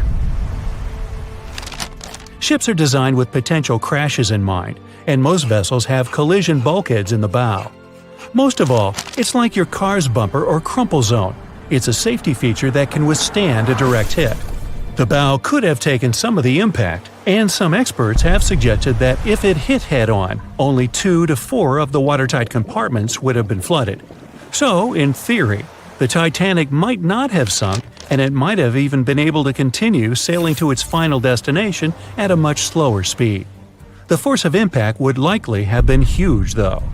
But although passengers would have been injured by the force, they'd have been able to stay on the ship to wait to be rescued by other ships, rather than being forced into the icy waters of the Atlantic. Still, one of the Titanic's designers, Edward Wilding, suggested that the force of the impact might not have actually been that big. He told the British Inquiry that lots of people scarcely felt the collision, and he believed the ship would not have sunk if it did hit the iceberg head-on. The ship was also designed with remotely operated watertight doors between all compartments, so any floods could have been quickly sorted out. Because Titanic had 6 breaches from the side collision, and because it happened so quickly, sealing the doors wouldn't have made a difference, as it was essentially impossible to save it by that point. The ship immediately began to flood, with water pouring in at a rate of roughly 7 tons per second, 15 times faster than it could be pumped out. So, while it sounds like the Titanic would have survived had the ship hit the iceberg head-on, this idea does come with some issues. First off, the collision bulkheads were designed to survive a crash with another ship, not a giant iceberg. If 2 ships collided, both would absorb some of the impact in their bulkheads, sharing the impact and likely staying afloat. But an iceberg is stationary, meaning that Titanic would absorb most of the energy from the collision. If Titanic hit head first, because of the speed it was traveling, the impact would have likely traveled down the whole body of the ship. Just imagine a 46,000-ton ship traveling at around 20 knots. At some point, it hits an iceberg that weighs what could be over 100,000 tons. This collision would likely create a powerful force causing massive damage to the vessel. It is likely that seams would split, staircases would come tumbling down, and rivets would burst open across the ship. All that would have potentially flooded even more compartments. This could have caused Titanic to sink in a matter of minutes rather than hours. But that's just the tip of the iceberg. As we all know, the biggest part of it is hidden underwater. So if Titanic had been traveling head-on, it's likely it would have hit the part of the iceberg below the water first, which would send it veering off course. Hitting an iceberg is not like hitting a brick wall. In this case, the ice under the water would have torn open the bottom of the ship and caused damage to the sides. Icebergs also aren't flat, solid objects. If a flat collision happened, the ship might have stayed afloat, but icebergs come in many shapes and sizes, from domes to wedges.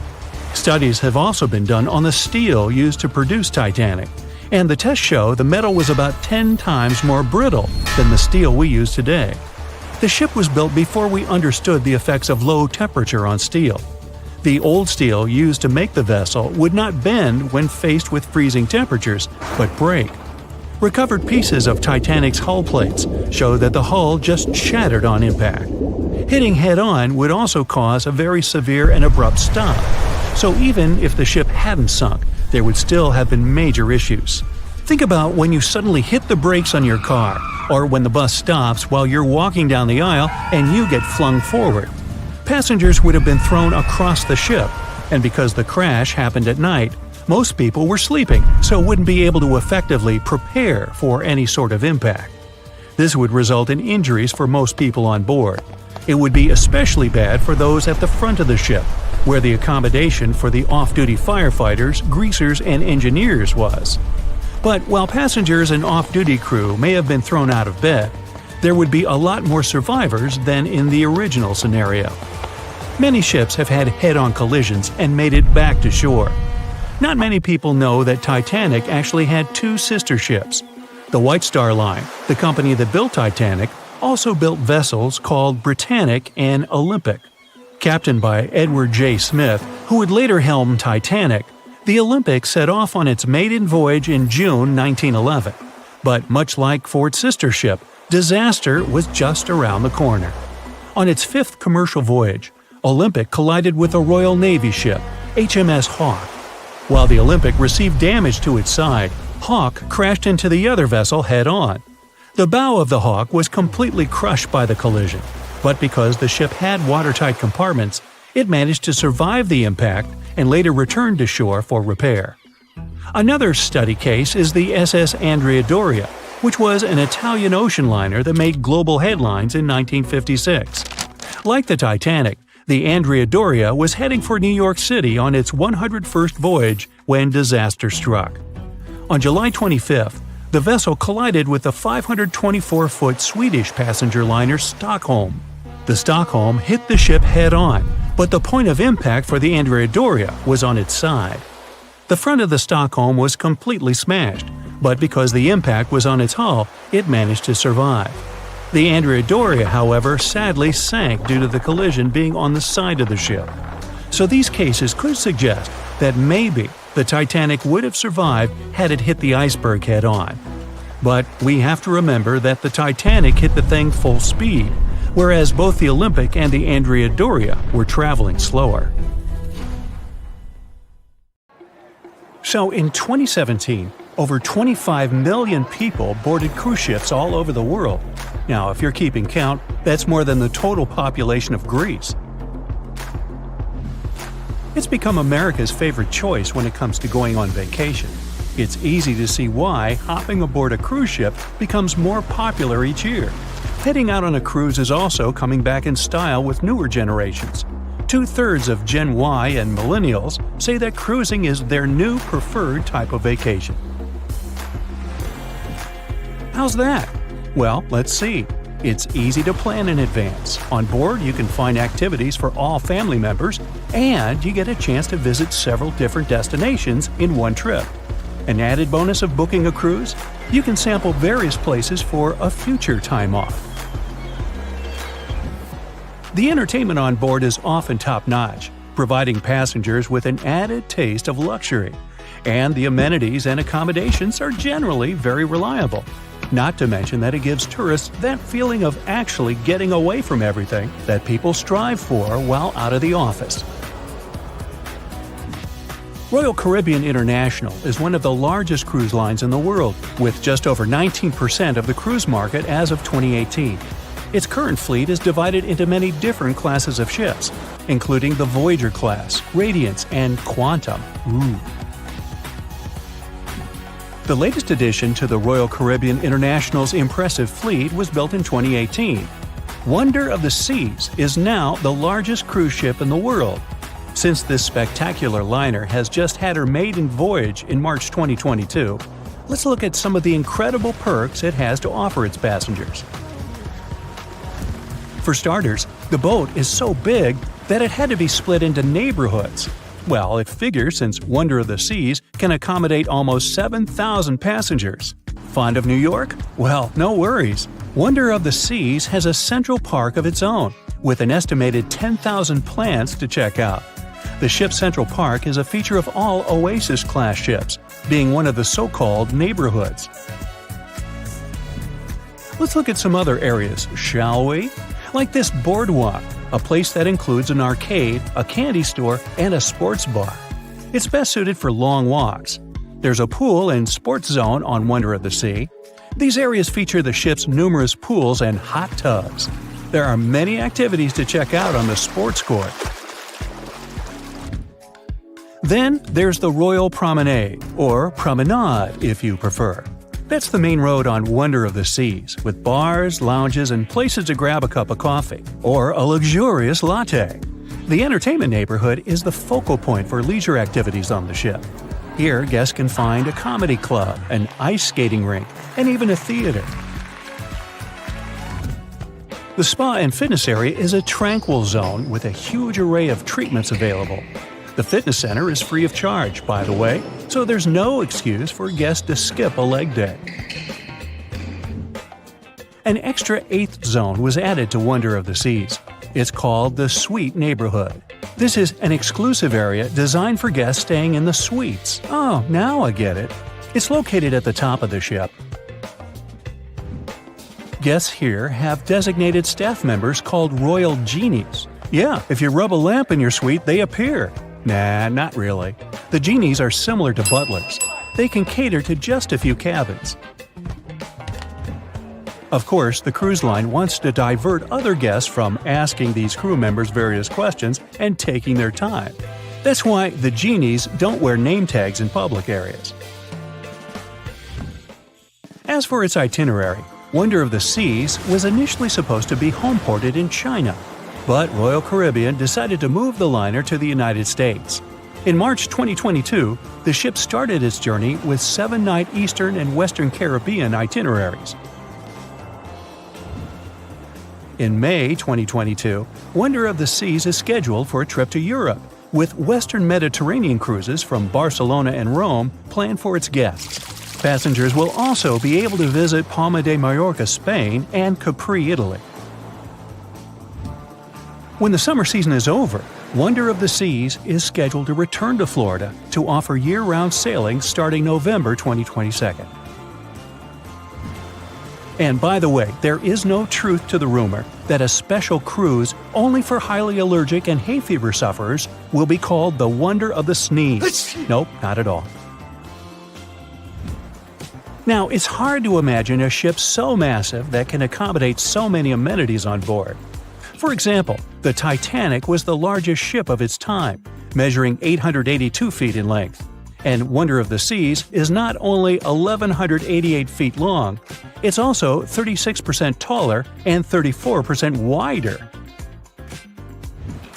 Speaking of lifeboats, which I am about to, Titanic had a mere 20 lifeboats on board, which was tragically not enough to fit all the passengers after the ship hit the iceberg.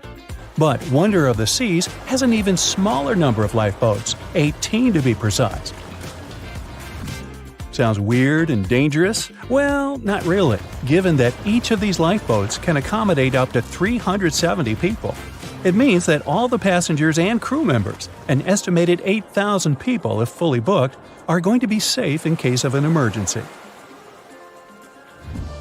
If we could somehow have a race between the two ships, well, Titanic was in fact the faster ship out of the two, beating Wonder of the Seas by 1 knot per hour. Cruise ship passengers today are more interested in the experience rather than the speed of the boat itself. That's why how fast a ship can travel is not an extremely important aspect nowadays. In terms of costs, Titanic cost around $7.5 million at the time of its construction. It's the equivalent of about $200 million today. How about Wonder of the Seas? Well, it cost a staggering $1.35 billion to build, making it 6 times more expensive than the Titanic. How about we compare ticket prices? Well, in this case, the least expensive ticket on Titanic was £7. It's about $1,000 today. The cheapest ticket on Wonder of the Seas is currently $423, but prices may vary depending on the location, season, itinerary, and how much you tip your royal genie. And I know you were going to ask, how about icebergs? Well, Titanic steamed in the frigid North Atlantic, where you had to be on the lookout for those. Wonder of the Seas will be cruising the balmy Caribbean, where the worst thing you can hit on is 17 and blackjack. Oops, busted. Anyway, set side by side with its other sisters from the Royal Caribbean fleet, Wonder of the Seas is equally as impressive. The company's earliest ships could host about 2,500 people. This included passengers and the staff. Such ships were Splendor of the Seas, Legend of the Seas, and the smallest of them all, Thumbelina of the Seas. No, wait, that should be Empress of the Seas. Oops, my bad. The largest ships in the company's fleet can now house about 9,000 people altogether. That's almost 3 times the size and capacity of the earlier liners. Wonder of the Seas is one of them, as well as Harmony of the Seas and Symphony of the Seas. Are you seeing a pattern here? Yep, if you ever encounter a ship with Of the Seas in its name, it's safe to assume it belongs to Royal Caribbean. But if it's a can of tuna, it might actually be Chicken of the Sea. Hey, I like tuna. Now, choosing between cruise ships based on their size is like wondering if you should visit your local museum or the Louvre in Paris. It all depends on your preferences. Some families prefer small settings. Others are fan of large spaces that can provide everything they need. Historically, it's equally as exciting how far we've come in terms of maritime transportation. The SS Royal William, for example, was the first boat to ever make a transatlantic voyage almost entirely steam-powered in 1833.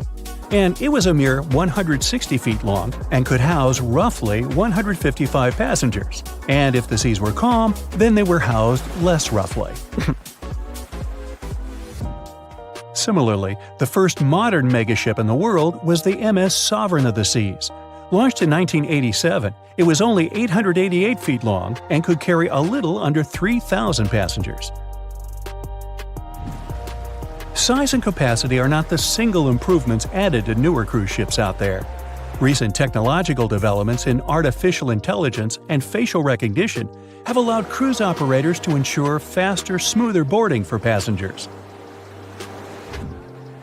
If, in the past, it took from 60 to 90 minutes for all passengers to board a ship, nowadays, cruise ship operators manage to get people comfortably settled in less than 15 minutes.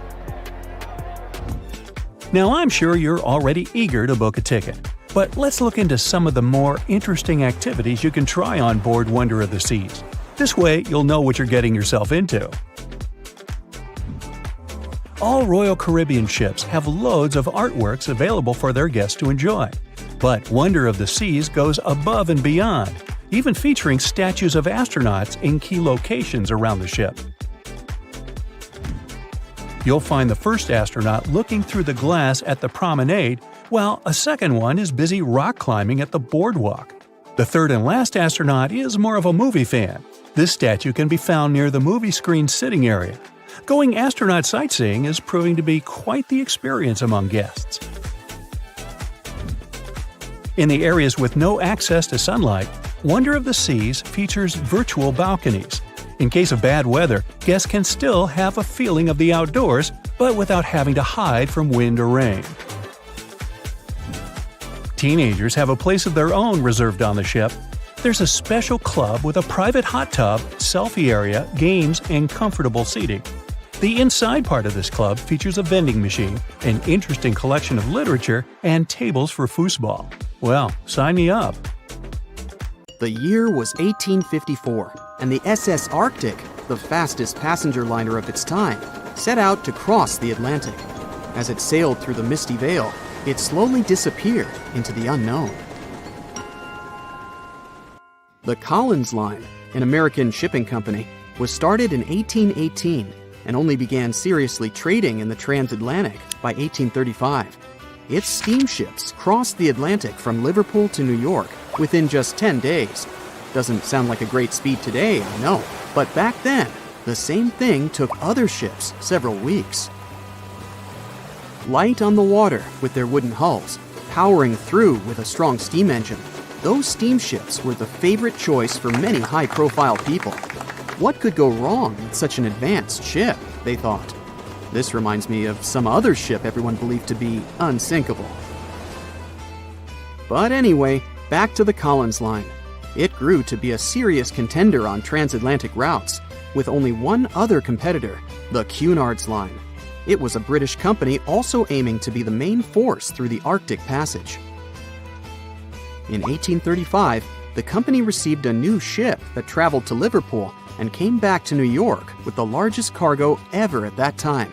From then, the Collins Line was steadily growing. It seemed like there would only be future successes for it. Unfortunately, their lavish ships became costly to run with the amount of coal used. Massive power along with weak wooden hulls meant they needed many repairs after each voyage. So, every trip ended up being expensive.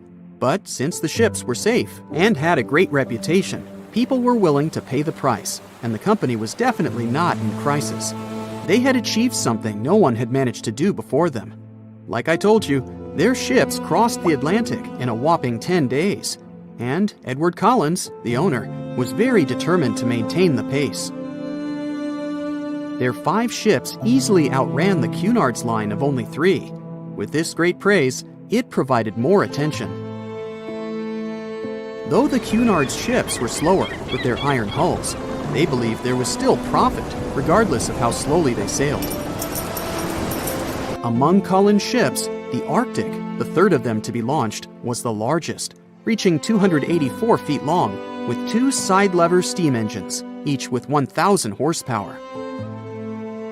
The paddle wheels made 16 revolutions a minute when at full speed. At the time of its launch, the press called it the most stupendous vessel ever constructed in the United States. But glamour and fame couldn't avoid what would come next. On the 27th of September, the Arctic was on its journey from Liverpool to New York, continuing a speed pace through the thick fog. It's possible that by that moment, after 4 years of record-breaking trips, the crew became overconfident with their sailing and the ship. Going only 50 miles from Newfoundland, they carelessly continued through the fog with no radio contact, sonar, or any other form of identifying objects, equipped only with Morse code. A smaller ship, the SS Vesta, which operated as a fishing vessel, often worked around Newfoundland. It was passing through the same path as the Arctic and crashed into its side. Shocked by the collision, the captain of the Arctic offered help to the much smaller Vesta, but it was soon clear that the damage that seemed minor on the Arctic was far worse. Beneath the waterline, a hole was letting water into the hull. The cost of the much faster wooden hull now seemed less valuable. They steered toward land, trying to plug the holes, but they weren't doing so well, and the seawater continued to pour in, filling up higher and pushing the ship down. And finally, once the engine room was full, it put out the boilers, taking away the massive power the Arctic was once legendary for. They moved slowly until coming to a complete stop.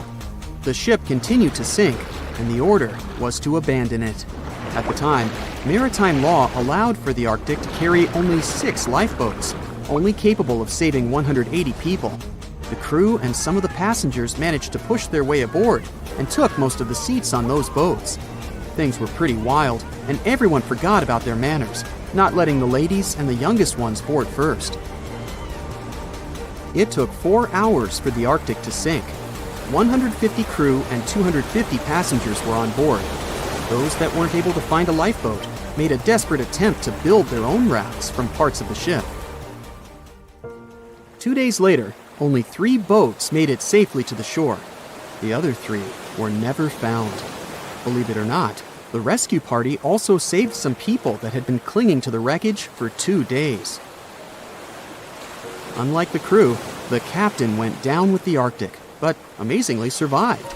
He would be only one of 85 people that made it, out of the 400 on board. When the news arrived 2 weeks later, the public responded with great sadness to the losses. Great anger soon followed towards the poor safety measures and the crew. The press published demands to change the laws for more lifeboats. It only made sense to have enough for every person on board a ship. But they ignored those requests. This neglect would lead to more disasters in the future. Enough lifeboats would only come into maritime law some 60 years later, after the disaster of the Titanic. Edward Cullen's wife and 2 children were also aboard the ship and didn't return. He was heartbroken, but didn't stop running his business. The Collins line still had a reputation to uphold, the biggest, fastest, and most luxurious on the Atlantic. Edward Collins would now build an even better ship than any other.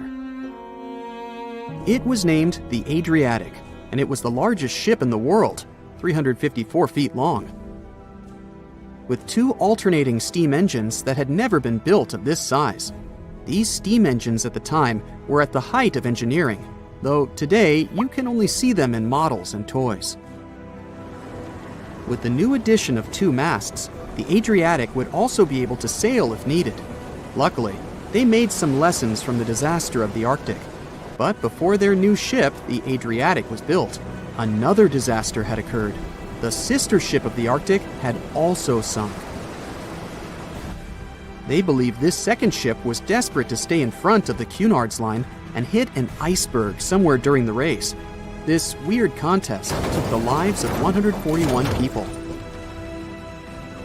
The desperation of Collins and his weakly built hulls pushed the company towards bankruptcy in 1858. The newly built Adriatic, costing over $1 million, had only made one voyage in the end. And even that voyage was considered a disaster. The ship collided with a tugboat. It still managed to finish its maiden voyage at a suitable time. After the company had gone bankrupt, they had to sell the ship for only $50,000. They removed the great giant engines, replacing them with only sails.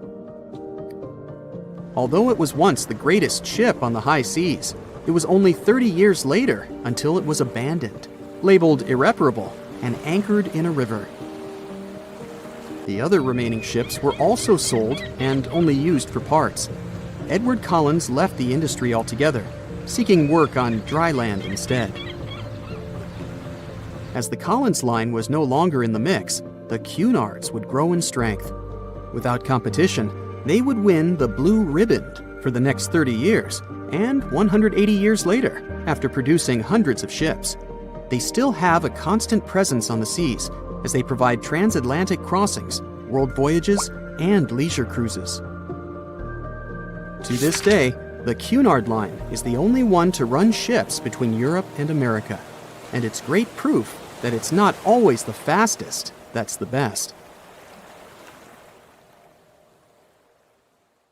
No one could ever have imagined that the unsinkable Titanic would collide with an iceberg, except for one man, William Thomas Stead.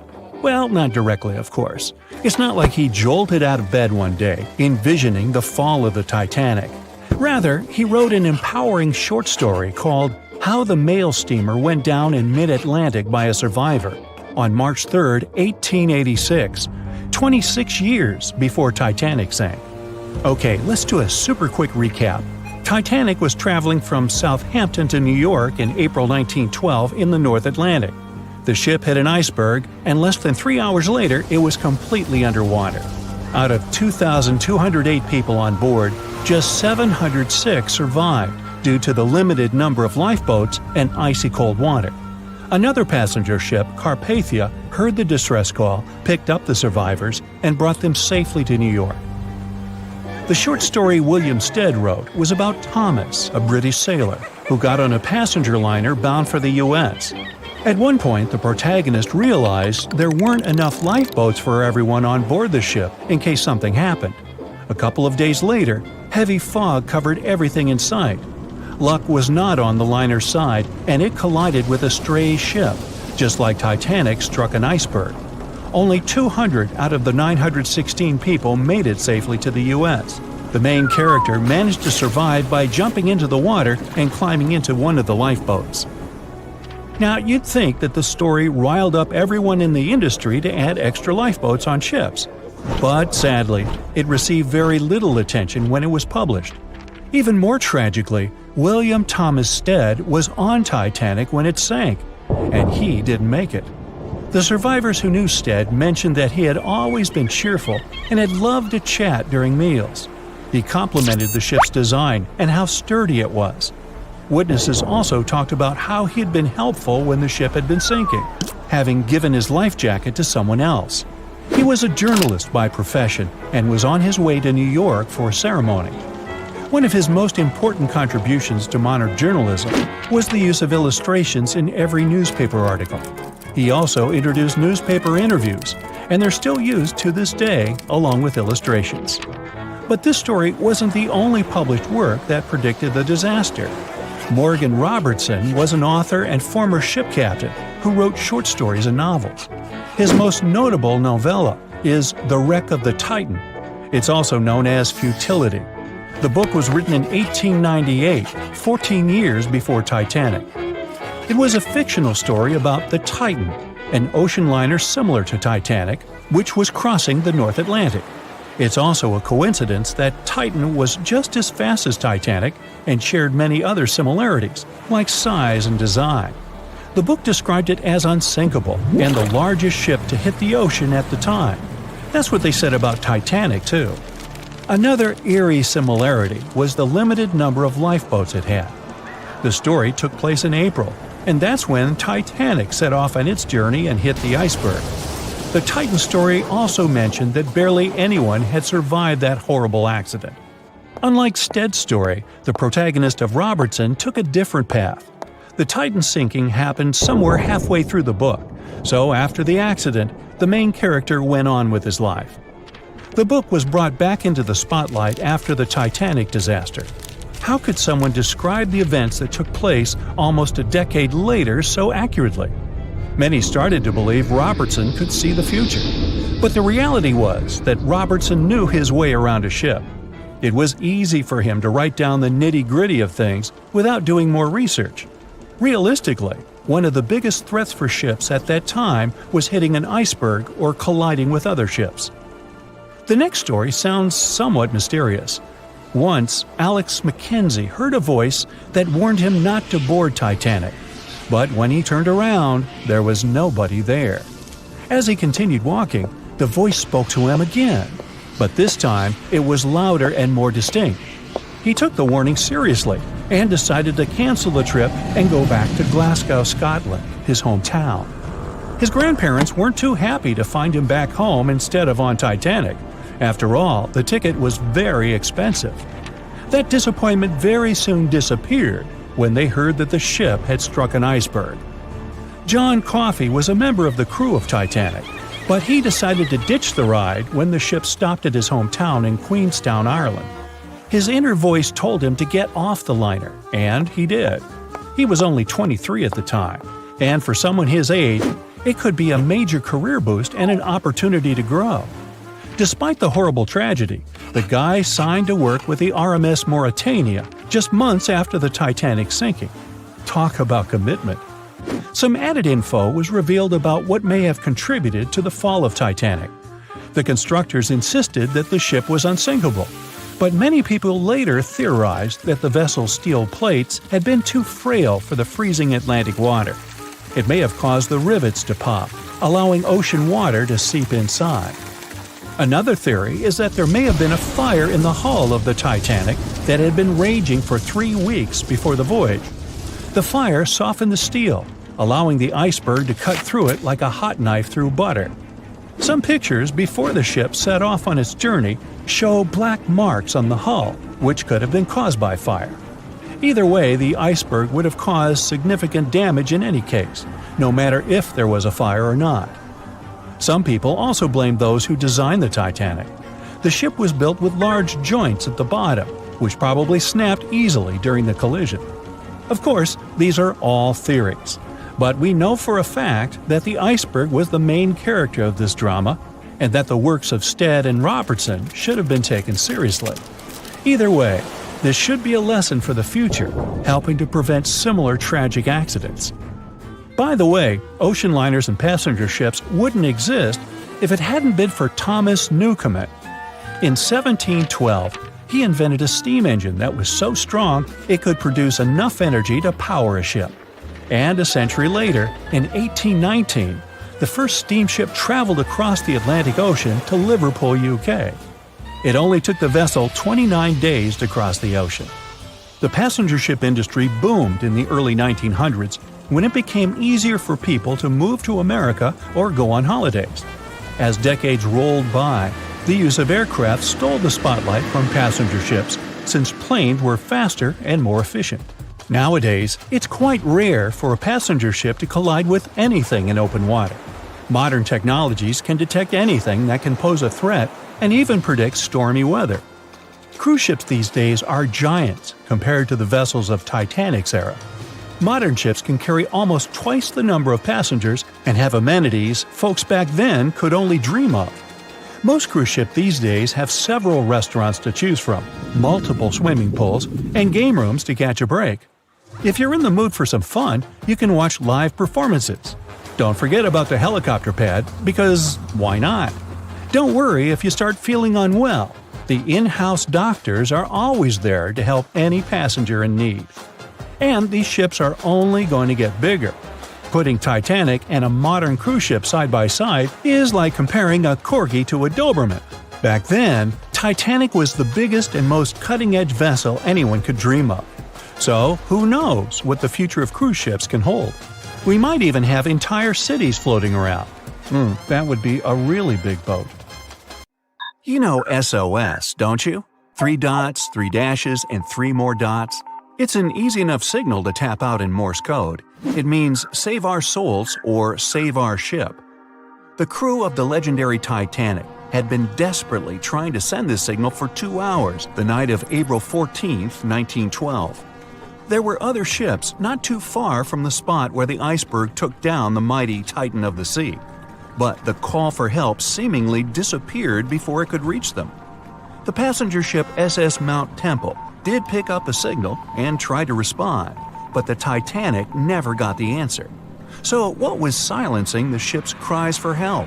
Some unknown Bermuda Triangle of the North Atlantic? Consider this. Eyewitnesses say the sky was painted with a brilliant aurora borealis that cold, fateful night. Beautiful, yes. But on that day, the northern lights may have sealed Titanic's fate for good. You see, the aurora borealis forms thanks to geomagnetic storms. Sounds complicated, but those are basically fluctuations in the Earth's magnetic sphere. And what causes those is the sun itself. The magnetic sphere is like a protective bubble that surrounds our planet. It blocks harmful solar rays, winds, and other cosmic dangers from reaching us. Without it, life on our planet wouldn't be possible. Earth would look more like Mars. You also have it to thank for compasses pointing north. Experts know the Earth's magnetosphere affects navigational equipment, or disrupts it. Which brings us back to the Titanic. Recently, a published weather researcher named Mila Zenkova proposed a theory that solar flares, which provoked a geomagnetic storm, could have played a major role in the Titanic's untimely demise. Solar flares make themselves known on Earth all the time. Some people are especially sensitive to the magnetic storms they cause. These unlucky folks can feel weakness, fatigue, headaches, and even mood swings. On usual days, the pressure is the same on both sides. The magnetosphere blocks all the bad stuff, and we're all happy. But sometimes, explosions occur on the sun. They can be massive, Earth-sized. These flares shoot out a wave of charged particles that collides with the magnetosphere at high speeds. Our protective bubble then goes on the defense. It shrinks, deforms, and pushes those particles toward the poles. Enter those brilliant lights dancing above the Titanic that night.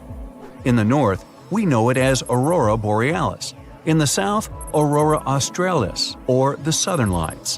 When the magnetosphere pushes those solar and cosmic particles toward the poles, they collide with molecules of different gases. That's why you get the range of colors. For example, oxygen can be green or red depending on the distance, and nitrogen is blue or purple. What multiple people saw that night was exactly this phenomenon, including the second officer from the rescue ship Carpathia. He wrote it down in the logbook before getting the distress call from the Titanic. But I'm getting ahead of myself. Auroras are a visible sign of a geomagnetic storm. Now, about navigational equipment. This applies to satellite and radio frequency devices. Remember, they didn't have iPhones back in the Titanic days, so the average person couldn't notice their gadgets going haywire. But navigational devices and wireless telegraph did exist and were actively used. Rewind back to the Middle Ages, when sailors noticed that, on some days, compasses wigged out. The arrows spun in all directions, and people back then had no idea why. It wasn't until the 18th century when French scientists found out that such problematic days occur at the same time as black spots appearing on the sun. Solar flares, the mystery was solved. Now, the Titanic had the most advanced, well-known radio equipment at that time. They tested it thoroughly to make sure it worked for distances up to 2,000 miles away. Titanics passed them all. On April 10, 1912, the massive liner left Southampton and set off for New York. The very next day, the crew started getting the first reports of drifting icebergs and ice fields. They put dots on the map to mark the coordinates and let out a sigh of relief. All the troublesome spots were north of the Titanic's planned route. But after a couple of days, the warnings were moving farther and farther south, encroaching on the majestic ship. On April 14th, Captain Edward Smith decided to change course to the south in hopes of bypassing the ice. This ended up being a huge mistake. Enter the magnetic storm. If it was throwing the navigation equipment off, even by a tiny error of half a degree, the captain could have been mistakenly taking the ship right toward a cluster of icebergs. What's even worse, the radio operators ignored warnings coming from other ships. That, or they simply forgot to hand them over to the captain. As hired contractors from the radio company, they were more interested in transmitting paid telegrams from passengers on that luxurious liner. The radio transmitter kept going out of order that evening, probably because of all this private traffic. When it was finally fixed, operator Jack Phillips received another message from the SS Californian at 10:30 p.m. Their operator was trying to warn Phillips about the coordinates of drifting icebergs, but he paid them no attention. He was nervous and in a hurry. Was the magnetic storm to blame for his frayed nerves and bad mood? We can only speculate. But as you know, some people are more sensitive to these things. The weather was fine, the ocean was calm, the water was smooth as glass. Despite all the warnings, the ship continued to sail at a maximum speed of over 22 knots. An hour later, Titanic collided with the infamous iceberg. On April 15th at 12:14 a.m., in the middle of the night, Titanic's operators started to transmit the first emergency signals. The SS Californian was sailing just 20 miles from the Titanic. They could have easily come to a quick rescue. But 10 minutes before the disaster, the Californian's radio operator had gone to bed. He was the only one who understood Morse code on the ship. According to this new theory, the magnetic anomalies possibly blocked Titanic's messages to other ships. For example, the steamer SS La Providence didn't receive any signals from the sinking ship at all. Yet they were still getting transmissions from another giant, the Olympic, which was 500 miles from the Titanic. That night, the signals were acting strange. They simply got lost somewhere in space, or they were like a jumbled riddle, impossible to solve. The SS Mount Temple did get a message and rushed to Titanic's aid. But as fate would have it, the rescue ship got stuck in ice. She did arrive at Titanic's last known coordinates, but the luxury liner was nowhere to be seen. So were the coordinates accurate at all? The steamer Carpathia was about 60 miles away. At 12:30, their radio operator told the Titanic's crew they were rushing to help. The ship famous for coming to the aid, Carpathia, was going full steam ahead. But here's the odd part. At first, they headed to the wrong spot. The magnetic storm could have thrown its equipment off. Good news is the steamer did end up reaching the right place when they saw the lifeboats full of passengers. Interestingly, once she reached land, the Carpathia didn't have any problems with her equipment. The blackout happened just around the wreckage site. The following investigation blamed radio amateurs for blocking signals. We now might know otherwise. Zinkova explains that at that time, they didn't know exactly how and to what extent the sun influences the Earth. No one could have guessed that the sun could tamper with these massive ships' navigational equipment, especially one that had the best of the best at the time. There's another theory that even the moon could have played a role. Some researchers claim that in January 1912, our natural satellite was closer to the Earth than usual. It caused very strong tides and raised the sea level. Every year, icebergs break away from Greenland and stop around Newfoundland. But not that year. The increased water flow pushed them further for 3 months. And come April, they were right in the way of transatlantic ships. Unfortunately, it was a recipe for disaster when it came to the mighty Titanic. On April 10, 1912, the RMS Titanic set sail from England. But this wasn't the launch of a regular ship. The Titanic was the largest liner ever built at the time. It was 882 feet long. That's nearly the size of 3 soccer fields. And measured from the hull to the top of the smokestacks, the ship was an impressive 175 feet tall. That's the size of a 17-story building. Deemed unsinkable, it took 3,000 workers almost 3 years to build. But a mere 4 days into its very first voyage, at 11:40 p.m., the ship collided with an iceberg and was lost beneath the waves of the Atlantic Ocean. It took the liner only 2 hours and 40 minutes to sink. And of more than 2,200 passengers and crew members on board, only 706 survived. The wreck would remain lost for another 73 years, hiding its many secrets within the frigid Atlantic waters. And if it wasn't for a man whose whole life had been devoted to exploring the sea, the giant ship might have remained lost for a lot longer. That man was Robert Ballard. As a child, Ballard was obsessed with the ocean. This fascination started when he was just 12 years old. That's when he watched a film adaptation of Jules Verne's science fiction novel, 20,000 Leagues Under the Sea. It had everything to spark a young person's imagination, from adventure and strange creatures to a powerful underwater vehicle called the Nautilus. It could travel anywhere in the world you wanted to go. From that moment, life on dry land was no longer in Ballard's future. When he was 23, he was assigned to the deep-submergence group. There, he helped develop techniques to search the ocean floor. His biggest accomplishment was the creation of Alvin. It was a small, easy-to-maneuver submarine that could carry 3 people. It also featured an external mechanical arm designed to gather underwater samples while the crew remained safe and dry inside. Alvin the submarine quickly proved useful for a variety of tasks.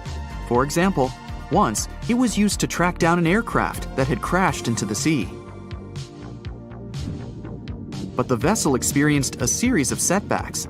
In one case, it was attacked by a swordfish, which caused the submarine to resurface quickly. The swordfish, still stuck in the outer skin of the submarine, became that night's dinner. And in October 1968, the submarine was being lowered into the water when the cables holding it snapped, sending it careening into the ocean, along with 3 crew members on board. And because the small vessel was still open, it immediately filled with water and quickly began to sink. Luckily, the crew managed to escape, but Alvin was gone. Bad weather hampered multiple attempts to recover the vessel.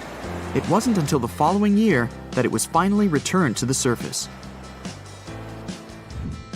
In time, Alvin would be improved. Its hull would be strengthened by titanium, giving it a higher depth rating, thus making it even better suited for ocean exploration. The specialized submarine would come in handy in many of Ballard's 100-plus expeditions. The man was one of the first to explore an underwater mountain chain called the Mid-Atlantic Ridge in the Atlantic Ocean. And when he found thermal vents in the Galapagos Rift in the late 70s, he also helped discover and document the process of chemosynthesis. That's a complicated chemical synthesis of food energy by bacteria. But his biggest discovery was still to come. Ballard claimed he'd never been a Titanic fanatic, but he eventually became obsessed with finding the ship after watching other explorers try and fail.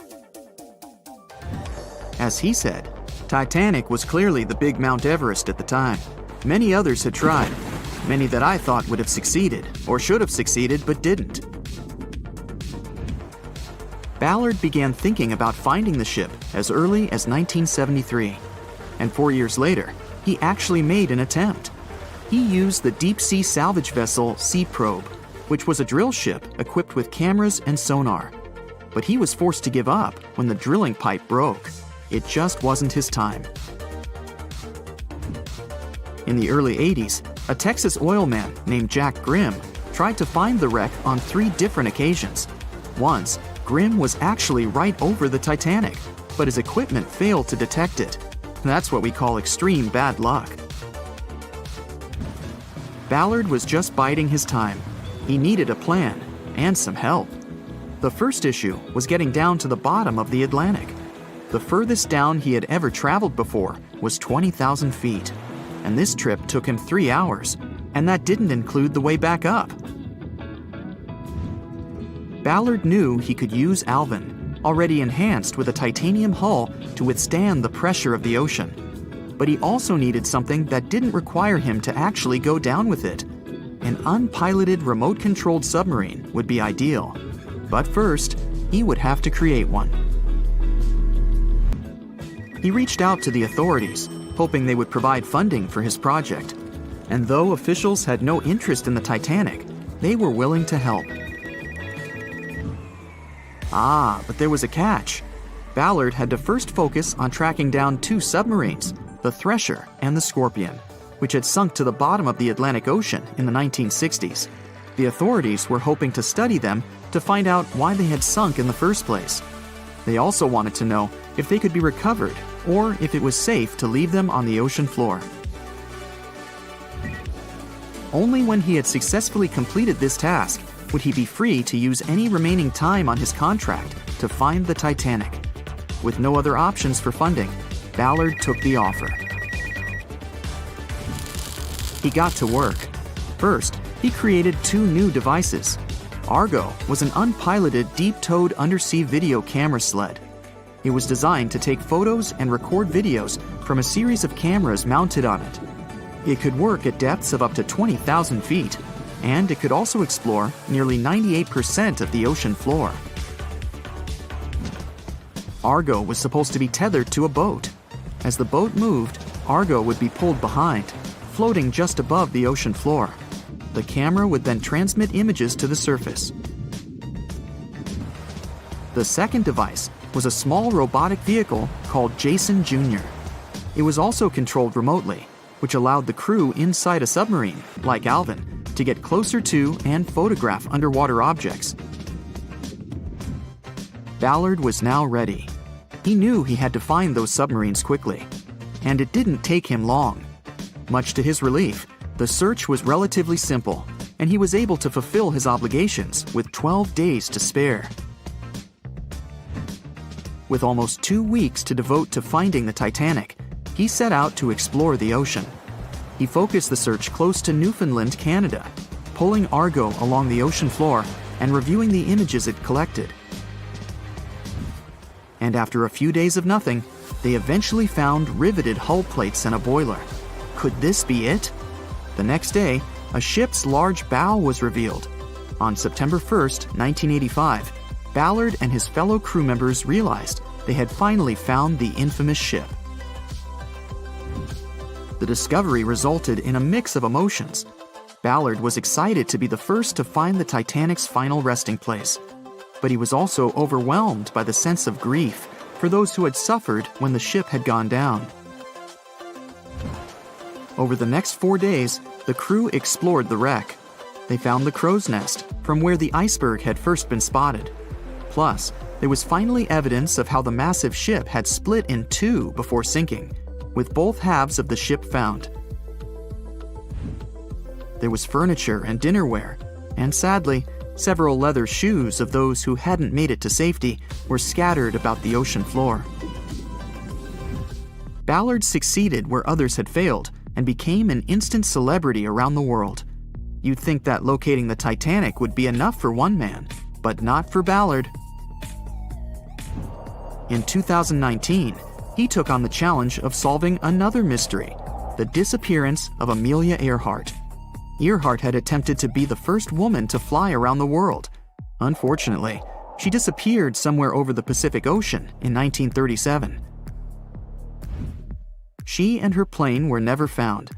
Ballard hoped that his luck with the Titanic would help with finding where Earhart had gone down, but his expedition failed to find anything. And though Robert Ballard has found more shipwrecks than anybody else, it's only the tip of the iceberg. It's estimated that there are over 3 million shipwrecks in the ocean, and Ballard has only located 100 of them. Now, in his late 70s, the man is hoping to encourage young people to continue his work of exploring the ocean and its many mysteries. In 1989, he started the Jason Learning Project to inspire grade school students to pursue science, technology, engineering, and math. He has his own research vessel called the EV Nautilus, after the name of the submarine in Jules Verne's novel, a fitting tribute to the story that inspired his career. Staying in the water that's 70 degrees Fahrenheit for a long time definitely won't do your health any good. A water temperature of 50 degrees Fahrenheit is a nightmare. It feels much colder than the air of the same temperature. The passengers of the Titanic were in 28 degrees Fahrenheit water. Can you imagine how cold it was? Even the iceberg that the Titanic met was warmer. The water didn't freeze because of the high salt content. But what if the temperature had been higher? What if the Titanic had sunk in warm water, say 120 degrees Fahrenheit?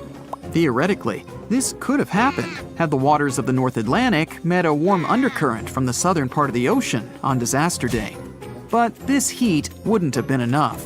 The ocean area is too vast, and the temperature is too low at night.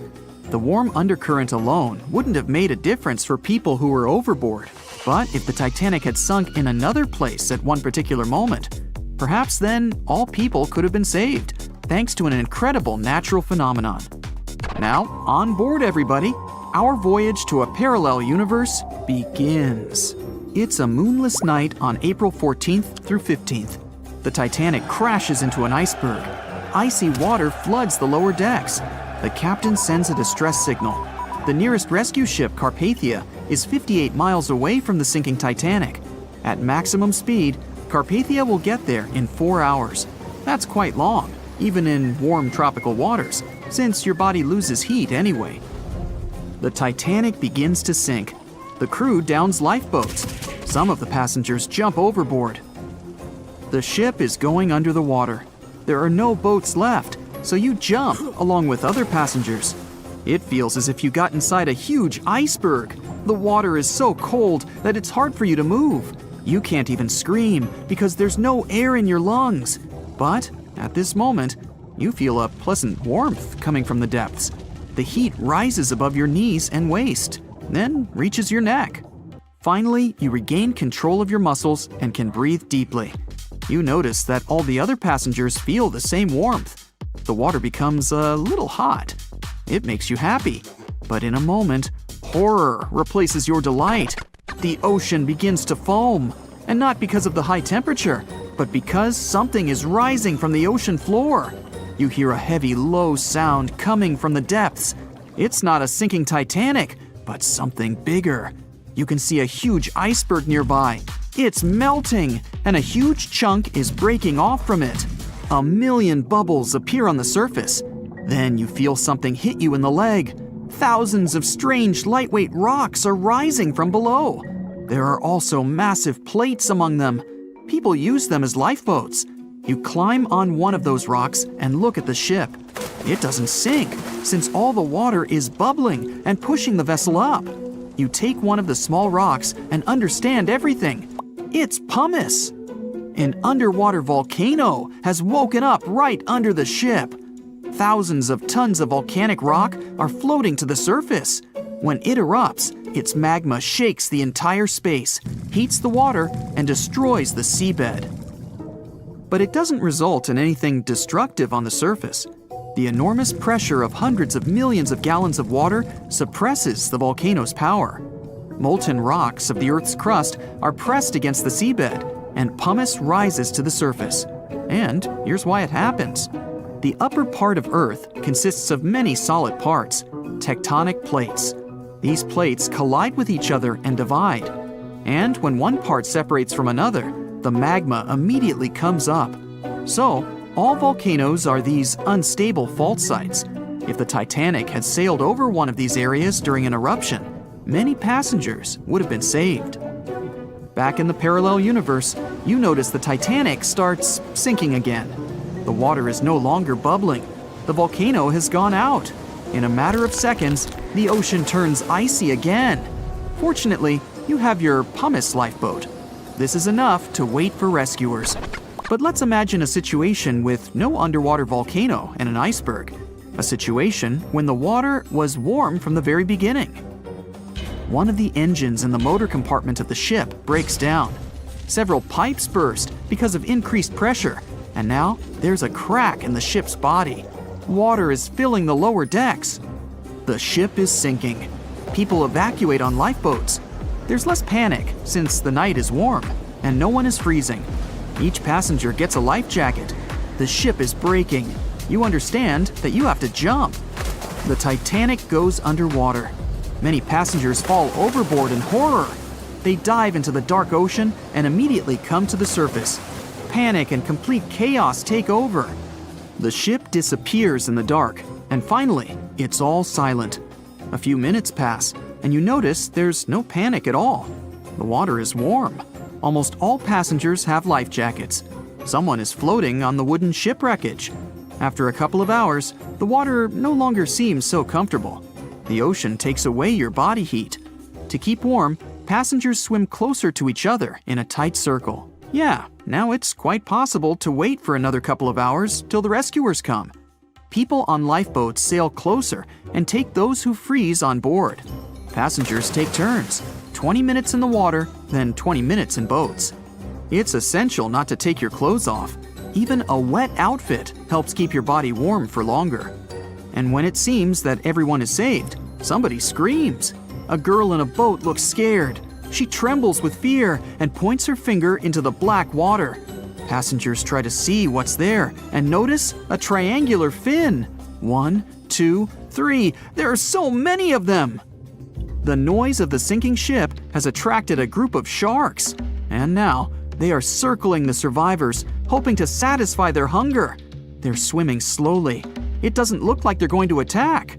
But you should keep your eyes open, as these fish are some of the world's most aggressive and dangerous sharks, the bull sharks.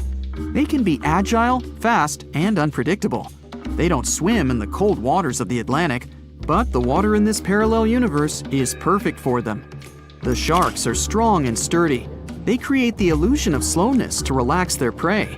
They're called bull sharks because of their short, blunt muzzle, like that of a bull, and they like to hit a target or other sharks with their forehead. Several fish are ramming boats. Someone falls into the water. Fortunately, people help them back on board. The sharks aren't going to retreat. Chaos and panic ensue. People are screaming and splashing the water with paddles to scare away the fish, but it doesn't help. One of the sharks opens its toothy mouth and clings to a boat. At this moment, you notice more fins nearby. A pack of great white sharks arrives at the party. They are some of the most dangerous animals on the planet. They're big, fast, and strong, and their 300 triangular teeth lined in several rows are sharp as blades.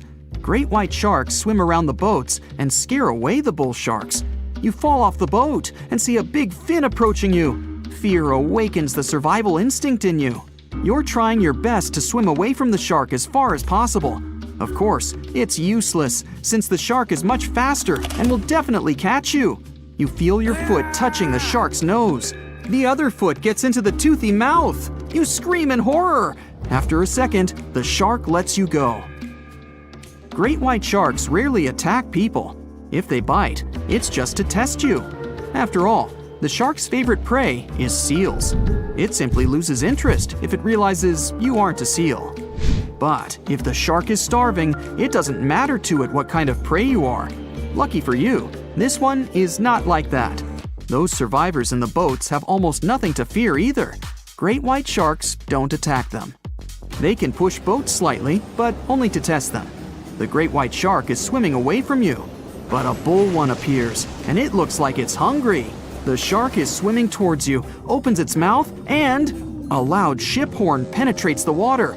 This is the RMS Carpathia that has come to the rescue. All the sharks swim away scared. All passengers are saved.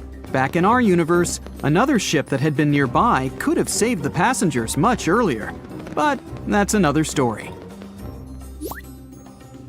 A beam of electric light pierces the darkness over the calm waters of the Atlantic Ocean. The Titanic is quietly making its way through the waves, its passengers asleep, when suddenly a monstrous white shape is caught in the light beam. The fateful iceberg is about to rend the side of the legendary ship.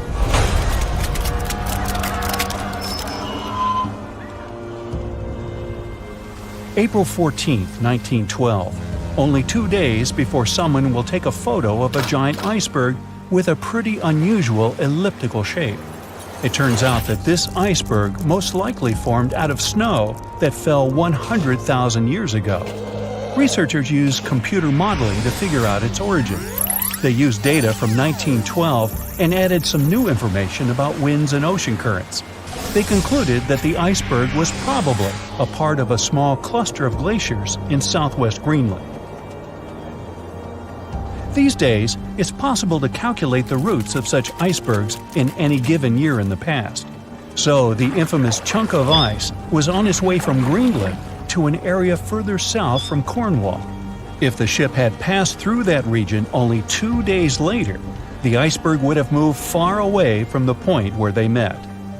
At first, the weight of the most well-known iceberg in the world was 75 million tons. With time, it started to slowly melt away. And when it sank the Titanic, its weight was only 1.5 million tons. By the time of the collision, it had probably been melting for months, but it was still a true monster. When the Titanic sank, the iceberg was 400 feet long, and more than 100 feet of its surface was above the water. Some people believe it was a supermoon that caused the Titanic to sink. That night, there was a rare lunar event. It hadn't happened for 1,400 years. In normal conditions, the iceberg wouldn't have traveled so far south without melting and losing the largest part of its mass. But the supermoon could have been the reason for an unusually high tide that pulled the iceberg away from the glacier way faster than usual. There's a specific type of bacteria that slowly consumes the remains of the Titanic. Salt corrosion, ocean currents, freezing temperatures, plus this rust-eating microorganism might consume the entire wreckage. American actress Dorothy Gibson was aboard the Titanic. She survived, and when she arrived in New York, she started filming a movie called Saved from the Titanic almost right away. The movie was released only a month after the Titanic sank, and in the movie, she even wore the same shoes and clothes she had during the actual disaster. The movie was a big success at that time, but the only known copy was destroyed in a fire. 14 years before the Titanic sank, a novella called Futility had been published, and it seemed to have predicted the whole event. The plot centered around a fictional ship called the Titan that sank during its voyage. The Titan was almost the same size as Titanic, and they both went to the bottom in April. The reason was hitting an iceberg, too. Both the real and fictional ships were described as unsinkable, and both of them had the legally required number of lifeboats, which, as it turned out later, were nowhere near enough. We've seen it in the movie, but there were some real-life love stories happening on the Titanic, too. 13 couples even took a trip on the Titanic as part of their honeymoon. One of the couples owned Macy's department store in New York. Once it became clear the Titanic was rapidly sinking, the woman refused to go into a lifeboat without her husband. But he didn't want to join her while there were still women and children who he thought had to go first. Then his wife gave her coat to her maid. She insisted that the maid should get into the lifeboat, and she wanted her to be warm. As for the woman herself, she decided to stay with her husband till the end. Some people believe Titanic sank because of a mummy, not an iceberg. It all started around 1000 BCE with a mysterious woman who lived in Egypt, in the city of Thebes. People knew little about her, but they called her a priestess. Her mummy was put in a wooden sarcophagus and covered with a large lid with the image of her face and some mystical inscriptions. This place had been hidden until the first half of the 19th century, when a group of locals accidentally came across it.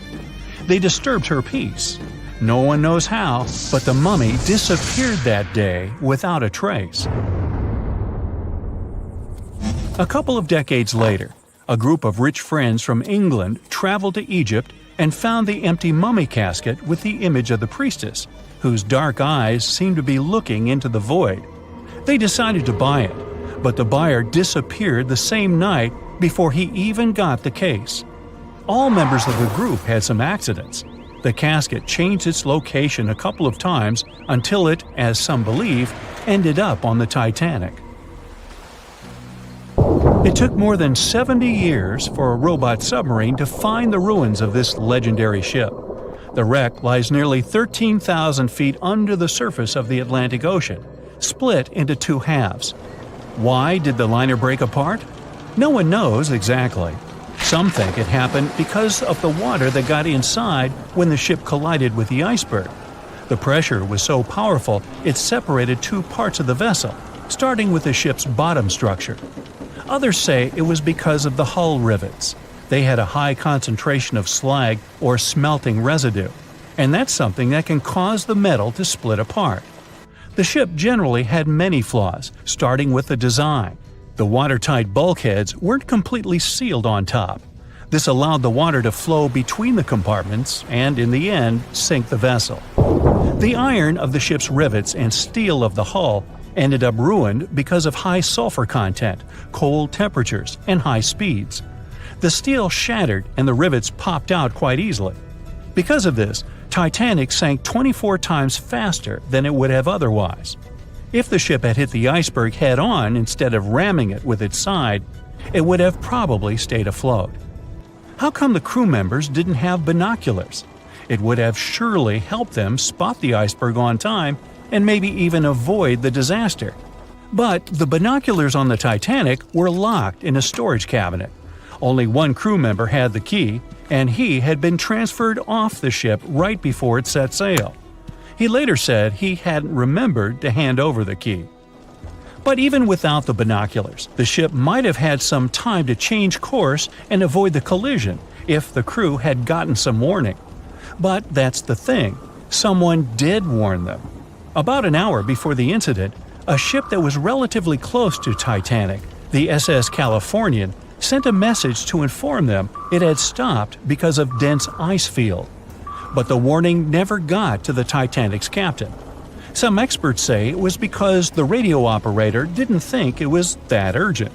And later, the SS Californian said they didn't get a call for help from the Titanic because their radio operator was off duty. Some say the crew on the Titanic couldn't spot the iceberg on time because of an optical illusion. Atmospheric conditions that night probably caused super refraction, which could have camouflaged the berg.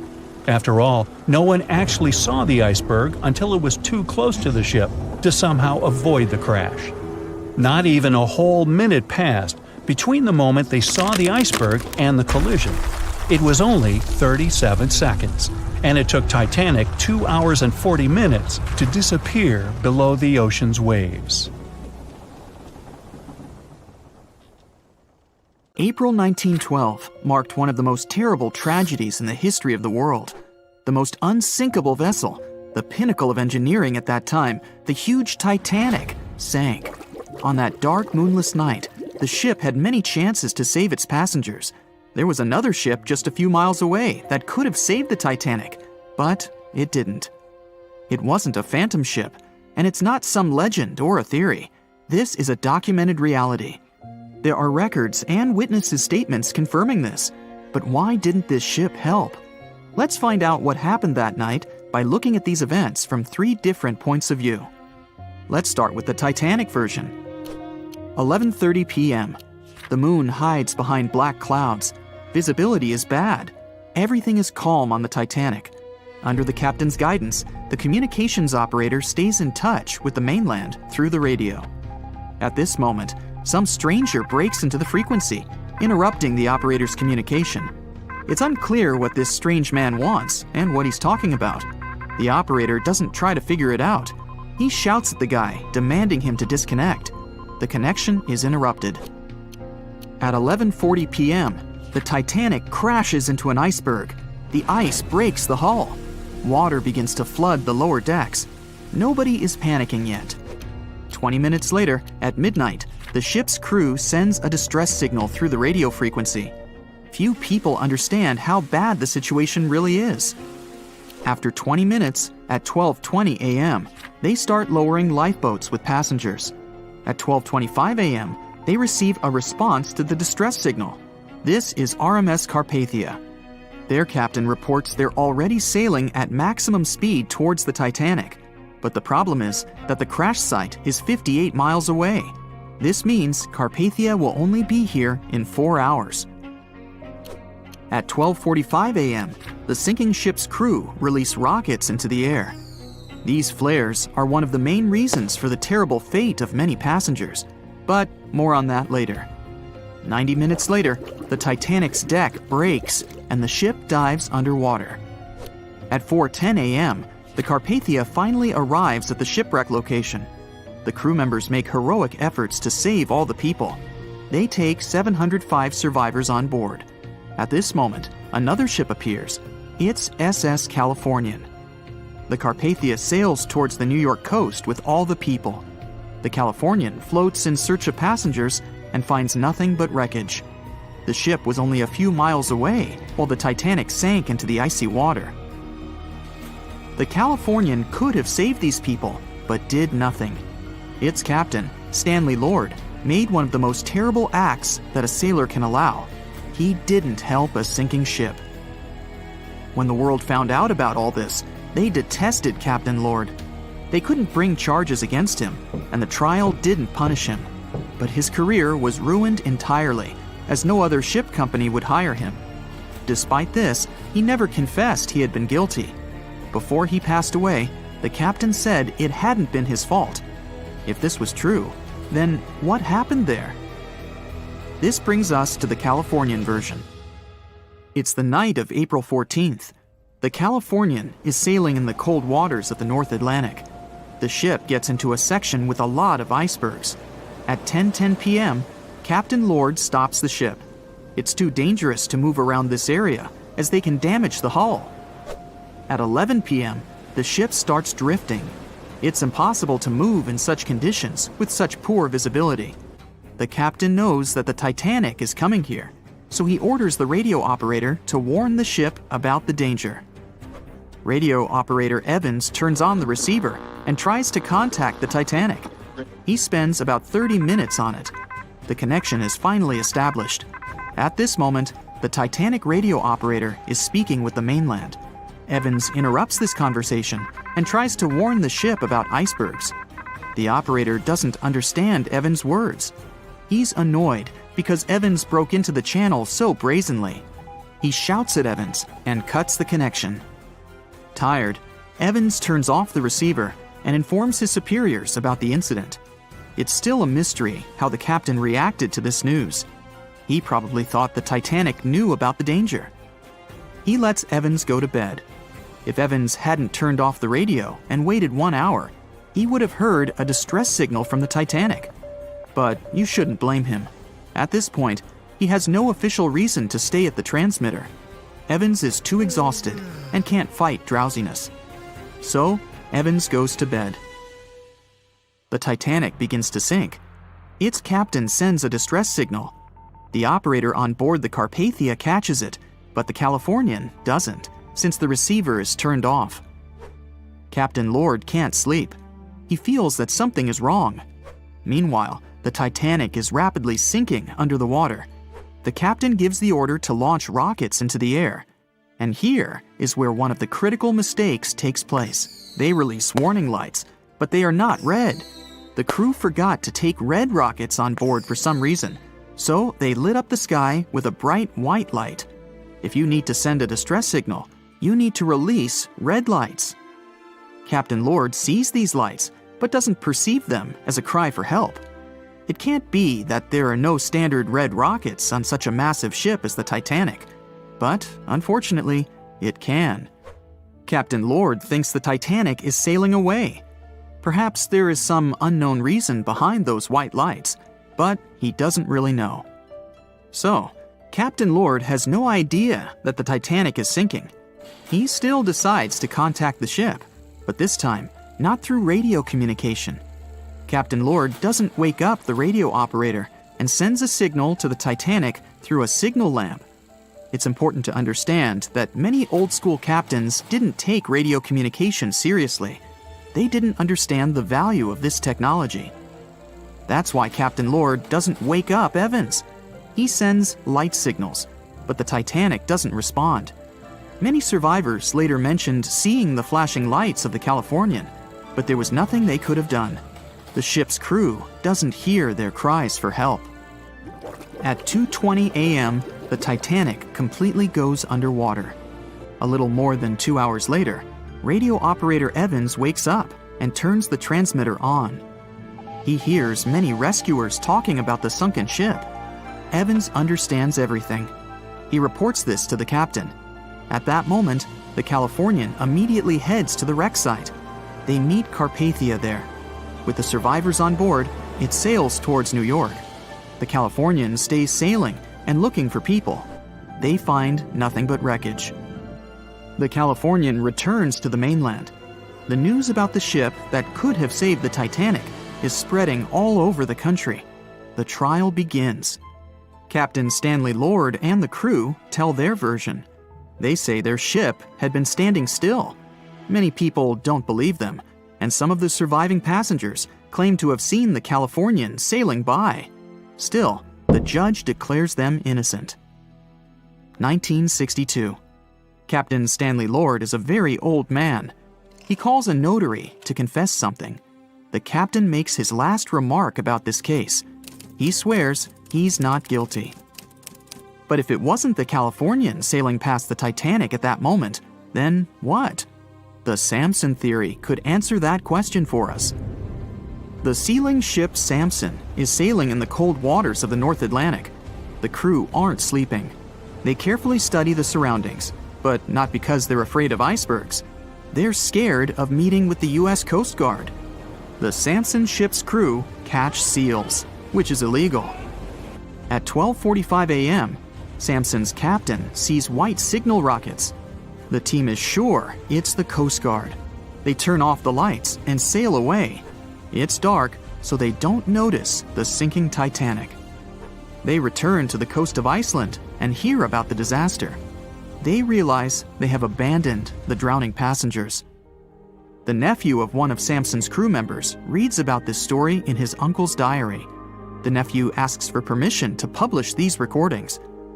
All the people realize that Captain Lord wasn't guilty, but unfortunately, he didn't live to see this moment. Actually, it's still unknown who is guilty in this story. 2 ships were nearby the Titanic. Their captains were adequate people. They would have helped save all the passengers. Their fault was that they couldn't understand what the Titanic wanted on that dark night. Someone forgot to put red flares in the box. This small but fatal detail was one of the leading causes of the tragedy. Can you guess how many theories of the Titanic's sinking exist? Right, loads, including a theory of my own, which I'm going to share with you today. And then you can decide which one seems most likely to you. One Piece theory. The very first version of the events was the One Piece theory. It's very simple and basically claims that the sinking happened without any breakups. 2:15 a.m., the ship collides with an iceberg. 2:18 a.m., the lights go out. The ship reaches an angle of 45 degrees and then quickly begins its final plunge into the ocean depths. 2:20 a.m., only about 3 minutes later, the RMS Titanic disappears under the surface of the ocean for good. The liner doesn't break, it just goes down as a whole piece. Of course, this can't be true. In April 1912, the Titanic was not only the largest ship in the world, but also the largest ship ever built. It's hard to believe that such a heavy vessel could have gone down without breaking. That's just impossible. Well, I mean, you can't blame the theorists. Before we found the wreckage, there were no other theories. Wait a minute, or were there? The day after the disaster, the survivors gave their interviews. They talked about what had happened, and some of them claimed that the ship had actually broken in two when it had been flooded. For example, Jack Thayer, a 17-year-old boy, outlined the sinking as he remembered it, and L.D. Skidmon drew a sketch based on his description. The picture clearly showed the ship breaking in half. But no one believed Jack or other witnesses. There was no evidence, so their claims were received with a grain of salt. But in 1985, things changed. First breakup theory. That's when Robert Ballard found the wreckage of the Titanic in the depths of the ocean. When people saw the wreckage, it became clear that Jack and the other survivors had been right. The Titanic did indeed break in two when it sank. So it's time for a new theory. 2:15 a.m. The keel breaks, the starboard list eases, and the hull continues to bow and crumble. 2:17 a.m. The galley sections break off. The towers immediately drop under their own weight. The lights go out. The stern is pulled into the air. The bow breaks off and starts sinking. The aft is barely hanging on to the starboard side of the stern section superstructure. The stern section slowly lists over to port as it begins sinking again. It rises up one last time and pivots in a semicircle as it sinks. It all sounds pretty convincing, right? But people began to find plot holes in this theory. For example, the Titanic couldn't have held together until it reached such a high angle. The breakup would have had to begin much earlier. This only meant there was still a vast field for research and speculations. So people started to come up with their own possible scenarios. How about we look first at the ones no one likes? V-break and Aaron 1912 V-break. According to the first breakup theory, the Titanic reached a high angle, and the weight of its unsupported stern caused it to crack from the top down. But it's physically impossible. So, are there any other ideas? In 2006, Roger Long, a naval architect, decided to research a so-called V theory. 2:17 a.m. The breakup begins at a shallow angle, perhaps as little as 11 degrees. The upper structure fails and starts to crack.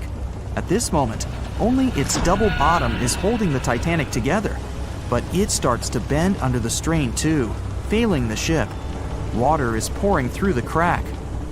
It increases the weight in between the two sections, bending the Titanic the other way and pulling it into shape somewhat resemblant to the letter V.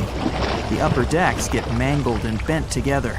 The bow heads for the bottom, and the stern is the last to sink. This theory has since been disproven many times, though. Roger Long believed it because the broken edges of the upper decks in the Titanic's bow section were all mangled and crushed. However, we have learned that it happened because of the so-called hydraulic downburst, the force of the water crashing into the deck as the Titanic hit the ocean floor. Another V-break theory states that the bow had risen out of the water after the break. This theory was mainly peddled by one former Titanic enthusiast. But not only has this theory been proved to be physically impossible due to the bow's incredible mass, it was also inspired by incorrect information. Remember Jack Thayer? Well, it was based on his sketch and the words of a couple of passengers. But the truth is, none of them had ever seen the Titanic break down like this. Jack himself even stated in an interview that the sketch was completely out of context to what he had actually seen. It was drawn by a passenger on the Carpathia, the ship that received the Titanic's distress signal and came to its aid. It couldn't be used as evidence. Now that we know this, let's move on to the theories that most people believe in. James Cameron's banana peel theory. Who hasn't seen the legendary movie about the Titanic, right? It became the leader of the 70th Academy Awards ceremony in the number of nominations and awards, and deservedly so.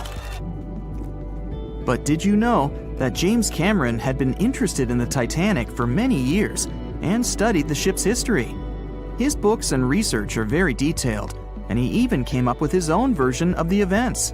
It's called the banana split theory, and this is actually what you could see in the movie. Here's how it goes. The Titanic reaches a 23-degree angle and fractures down to the keel. The double bottom acts as a hinge as the stern falls down.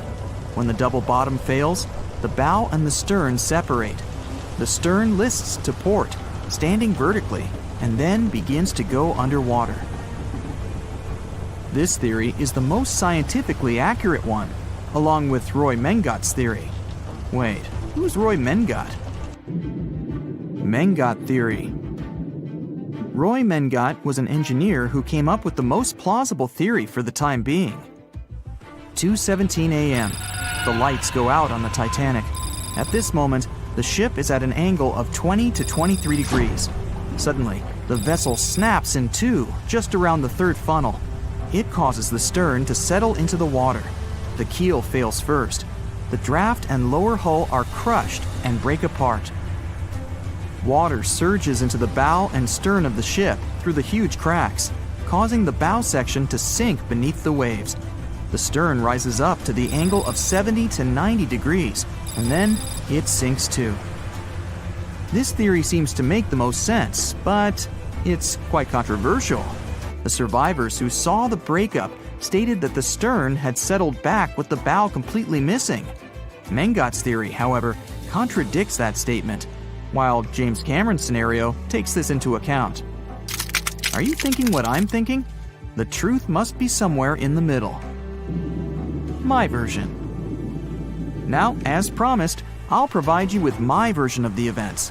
Well, it's not really my theory, more like a combination of Roy Mengat's and James Cameron's ones. I believe that James Cameron was right about the breakup. 2:17 a.m. The ship is at a high angle. The lights go out. Then it snaps into two pieces. The bow starts sinking. The double bottom is still attached to the stern for a minute or so.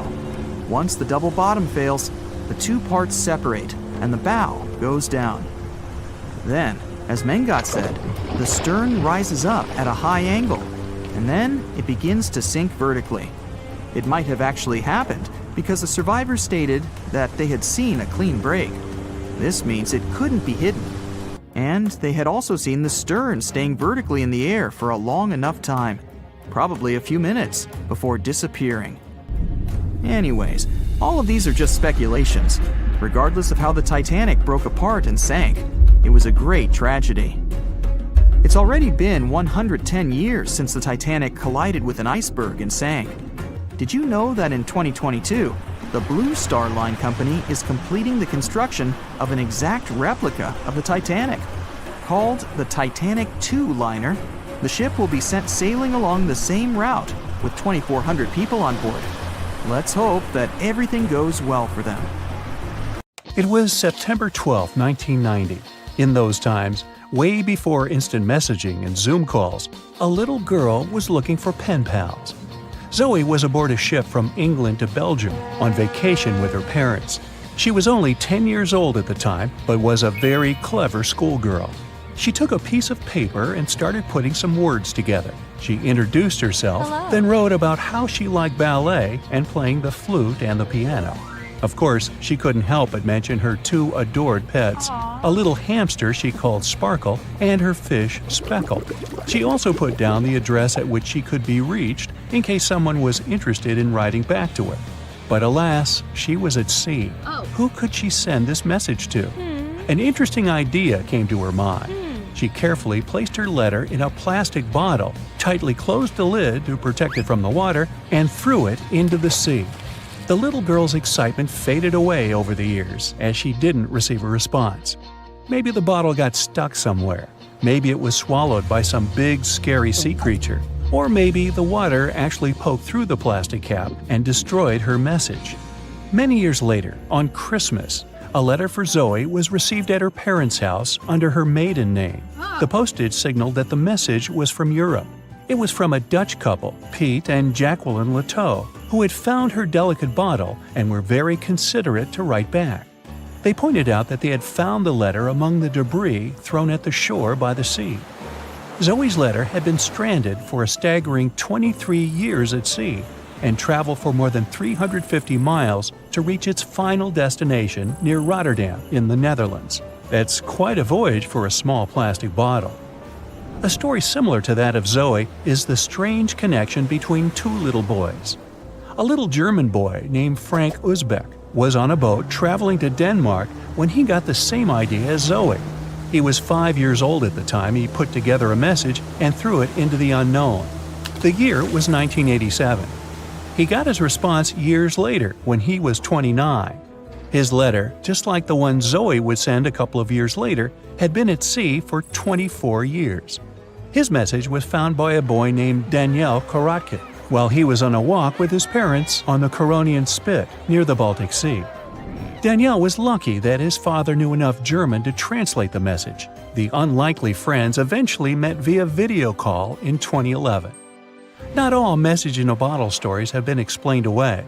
In 2013, a Croatian surfer came across a damaged bottle while near the Adriatic Sea. The message it contained dated back to 1985, and it was from a man named Jonathan. The sender was eager for his letter to reach a woman named Mary, and he also expressed his keenness for her to respond. Since the letter was supposedly sent from Nova Scotia, the bottle had to have traveled a mind-boggling 3,700 miles. The message went from the Atlantic Ocean, entered the Mediterranean Sea, and reached the Adriatic shores in Croatia. The identities of neither John nor Mary were ever discovered. There are also messages in a bottle with wonderful love stories to share. This was the case for Åke and Paulina Viking. When Åke, a lonely Swedish sailor, placed a letter in a bottle and threw it in the Mediterranean Sea, he had no idea the piece of paper would eventually reach his future wife. This was in the early 1950s. The bottle was found by an Italian man who was inspired enough to give it to his niece, Paulina. After a year of back-and-forth letters being exchanged, Åke and Paulina eventually met and got married. Having decided to share their story with the world, they became somewhat of a celebrity couple for the time. They even shared video footage of their wedding with the world, and their story was featured in a bunch of newspapers. This fortunate event started a movement between young people looking for love, increasing the number of messages being thrown out at sea in search of a fairy tale ending. Not all the stories that started out like this eventually worked out, though. In 1945, an American named Frank Hayostak placed a similar message to that of Åke's in a bottle and threw it in the waters. Almost a year later, his letter was found by an Irish woman. Her name was Brenda O'Sullivan. Their years of correspondence soon caught the attention of the media at the time, but their friendship never flourished because of the added pressure. They eventually met in person when Frank traveled to Ireland, but he didn't stay for long, and they eventually got out of touch with each other. After Titanic met its strange ending, many bottles containing secret messages started to surface. Almost all of them proved to be counterfeited, apart from one letter. Years after Titanic had sunk in the icy Atlantic waters, a bottle was found on the Irish shores. It was supposedly from a man named Jeremiah Burke, and to this day, it is considered to be the only genuine message in a bottle originating from Titanic. The piece of paper simply stated the sender's name and the location, the Titanic, accompanied by the word goodbye. Since the date has washed away, it's difficult to estimate whether the note was sent before or after the ship had hit the iceberg. The common understanding is, however, that since Jeremiah was looking to relocate to the U.S., he was merely sending his last symbolic regards to his family and friends back in Ireland. This simple way of meeting and sometimes corresponding with people has turned into a hobby for a man from a Canadian province named Prince Edward Island, located east of the U.S. state of Maine. This man, Harold Hackett, claims to have sent over 4,000 bottles into the Atlantic Ocean since 1996. He also claims to have received many responses from all over the world, including letters from people in Europe, like France and Germany, but also from the Bahamas or even Africa. This unlikely pastime earns him about 150 Christmas cards from his pen pals each year. To this day, he refuses to add his phone number to any of his letters. This way, he ensures that if people ever want to contact him, the only means of doing so is via a written letter. He's also studied the best times to send the messages in the water based on the direction of the winds and the currents. Now, some bottles spend a whole lifetime at sea after being cast away by their sender. It was the case for a British man that wrote a message and placed it into a bottle before throwing it in the English Channel in 1914. His name was Thomas Hughes, and he wanted to direct the message to his wife, but was polite enough to write a letter to whoever got their hands on the bottle first, asking them to redirect the piece of paper accordingly. The bottle didn't reach his wife, since it was found 85 years later on the Essex coast. The man that stumbled upon the bottle was kind enough to reach out to the family and place the message in possession of Thomas's daughter. And 85 years isn't the longest time for a small bottle to be cruising the waves. A scientist named Hunter Brown was studying currents in the North Sea when this idea came to his mind. He placed the same message in almost 2,000 bottles and requested the unlikely recipient that they write back with the location of their discovery. He thought this method would help him better understand the layout of the North Sea currents. A bottle was found about 11 miles from its original departing location after 97 years. To this day, more than 300 of the original bottles relating to Hunter Brown's project eventually made it to the shore. Not all of the messages that were found in bottles got replied to via physical letters. Oliver van de Walle threw a bottle containing a letter on the English coast while he was on vacation with his family. He was 14 at the time. 33 years later, a woman reached out on Facebook claiming she had gotten his message and tracked him down through his social media profile. At first, he hardly remembered having placed the letter in the bottle, but he eventually recounted the events, even the fact that he sealed the bottle with candle wax to make sure it was leak-proof. And then there's Christina Aguilera and her bottle. No wait, hers is about a genie in a bottle. Okay, never mind.